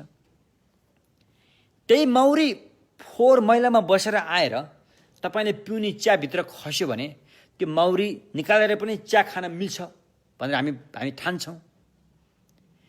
त्यो अनि अर्को झिङ्गा चाहिँ फोहोर मैलामा बसेर आएर मौरीमा के अरे चियामा डुब्यो भने त्यो चिया खान हामी उचित ठान्दैनौँ। कुरो त एउटै हो नि, मौरी पनि त्यो फोहोरमा बसेर आएको हो, झिङ्गा पनि त्यो फोहोरमै बसेर आएको हो। तर हाम्रो मन चाहिँ के भयो त, मौरी चाहिँ सफा हो भन्नेमा हाम्रो संस्कारको छाप चाहिँ त्यहाँनिर पर्यो। झिङ्गा चाहिँ फोहोर हो भनेर हाम्रो संस्कारको छाप चाहिँ त्यहाँनिर पर्यो। किनकि मौरीलाई फोहोर हो भनेपछि त उसले बनाएको मद हामी खान सक्दैन थियौँ, फेरि मद त खानु पर्यो। त्यो संस्कार चाहिँ त्यसरी बस्दै आयो, त्यो संस्कार मजासँग प्रिन्ट भएर आयो हो, त्यसरी भएको। त्यसो भएकोले अब सद्धम्म साधना गर्दाखेरि अनि विपස්සना समर्थको चाहिँ साधना गर्दाखेरि उचित ठाउँ हामीले होइन सजिलैसँग भोजनहरू सजिलैसँग पाउने अनि हल्ला खल्ला कम हुने होइन। त्यसपछि गएर अनि पानीहरू जुन यो प्राकृतिकबाट चाहिँ सरुवा रोगहरू नलाग्ने होइन। अनि साथीहरू पनि अलिक आफ्नो भनाइसँग आफ्नो सोचाइ विचारसँग मिल्दोजुल्दो भएकाहरूको सँगै रहन सक्यो भने चाहिँ अनि साधना अगाडि बढ्छ अरे हो। यो भयो।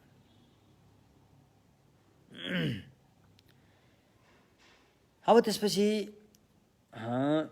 साधना गर्ने चाहे त्यो गृहस्थी होस् चाहे त्यो त्यागी सन्यासी होस्, सकेसम्म यो साउन्ड पोल्युसन आवाजको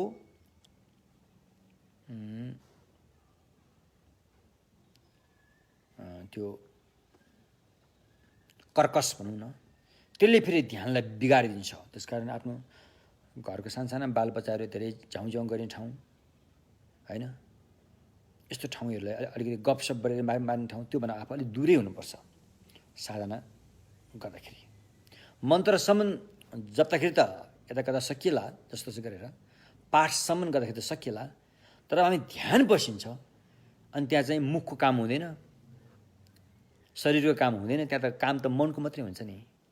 त्यो भएको एउटा मन पनि कहाँ फुत्क्यो भने त त्यहाँबाट सक्यो, त्यहाँबाट त काम त भएन त्यहाँ तसर्थ यस्ता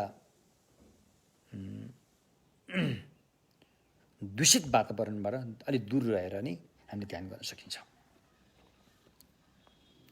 यस्तो किसिमले सद्गुणले युक्त भएको स्थानलाई चुन्नु रे।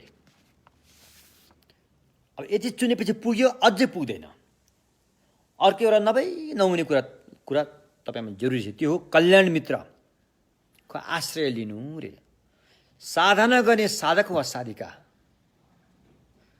कल्याण मित्रको छत्र छायामा रहेर उहाँको आश्रय लिएर मात्रै हामी साधना गर्न सक्छौँ। अन्यथा हामीले गर्न खोजे तापनि अपुरो नै हुन्छ। एउटा सानो उदाहरण, अपुरो कसरी हुन्छ भन्दाखेरि तपाईँको मनको सारा कुराहरू त, तपाईँको मनको सबै अवस्थाहरू त बुद्धले किताबमा भनेको हुँदैन। व्यक्ति अनुसारको सोच विचार फरक हुन्छ। यो सारा कुराहरू त त्यहाँ बुद्धले सबै भनेका छन् भने हामी भन्न सक्दैनौँ। त्यसो भएकोले अब तपाईँ ध्यान गरेर, ध्यानको सुरुवात यहाँबाट गर्नुभयो नि, यहाँबाट सुरु गर्यो, आयो आयो आयो, यहाँ पुग्यो। यहाँ पुगेपछि अब जाने कता? यता खाल्टो छ, पछाडि त उहाँबाट आइसक्यो। अब जाने कता? कि तपाईँ हेरे पाइँदैन हो। यहाँनिर तपाईँलाई कल्याण मित्रको जरुरी हुन्छ। त्यसकारण कल्याण मित्रको उपदेशलाई सिरोपर गरेर नै यो समथा र विपස්සना ध्यान प्राप्त गर्न सकिन्छ अहिलेको अवस्थामा, है होइन, अहिलेको अवस्थामा।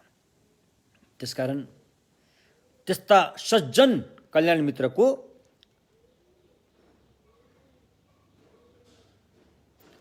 छत्र छायामा रहनुपर्छ। अब ती कल्याण मित्र कस्तो हुनुपर्छ त? जुन हामीले समथा र विपස්සना ध्यान सिकाउने कल्याण मित्र कस्तो हुनुपर्छ त? त्यो पनि यहाँ भनेको छ, होइन। त्यो कल्याण मित्र चाहिँ बहुश्रुत हुनुपर्छ। बहुश्रुत, भगवानको सम्यक मार्गको बारेमा धेरै कुरा सुनेको हुनुपर्छ। उसले धेरै कुरा सुनेको हुनुपर्छ। बहुश्रुत भन्नेलाई माङ्दु थेपा बहुश्रुतवान हुनुपर्छ। किनकि उसले कुनै पनि केही कुरामा कमजोर आयो भने ठ्याक्क अहिले हाम्रो मनलाई आवश्यक पर्ने कुरामा ऊ चाहिँ उसले सुनेको छैन भने उसले हामीले सिकाउन सक्दैन। त्यसैले कल्याण मित्र भन्ने व्यक्ति चाहिँ यो समथा र विपස්සनाको लागि मजासँग ज्ञान सुनेर पोख्त भएको हुनुपर्छ। त्यो मजासँग ज्ञान सुनेर पोख्त भएको मात्रै होइन, यदि सकेसन भएछ भने उसले त्यसलाई त्यो ज्ञानको विषय ध्यानमा उतारेर प्रत्यक्ष दर्शन पाएको हुनुपर्छ। यदि भयो भने त्यस्तो कल्याण मित्र चाहिँ श्रेष्ठ हुन्छन्। प्रत्यक्ष दर्शन पाएर पनि अरूलाई बताउन सक्ने खुबी भएको हुनुपर्छ फेरि, होइन। कतिपय व्यक्ति विद्वान हुन्छ नि, तर उसले अरूलाई बताउन सक्दैन। फेरि बताउने खुबी चाहिँ हुँदैन। हाम्रो धर्ममित्र कति हुनुहुन्छ, उहाँहरू विद्वान हुनुहुन्छ, तर अरूलाई बताउने कुरामा उहाँले फेरि पछि हटाउनुहुन्छ। किनकि अरूलाई बताउन सक्ने दक्ष क्षमता भएको खुबी हुनुपर्छ। त्यस्ता कल्याण मित्रले अरूलाई सही ढङ्गसँग बताउन सक्छ। यदि भए पुग्छ, अझै पुग्दैन। मनमा लोभ नभएको हुनुपर्छ ती कल्याण मित्रमा।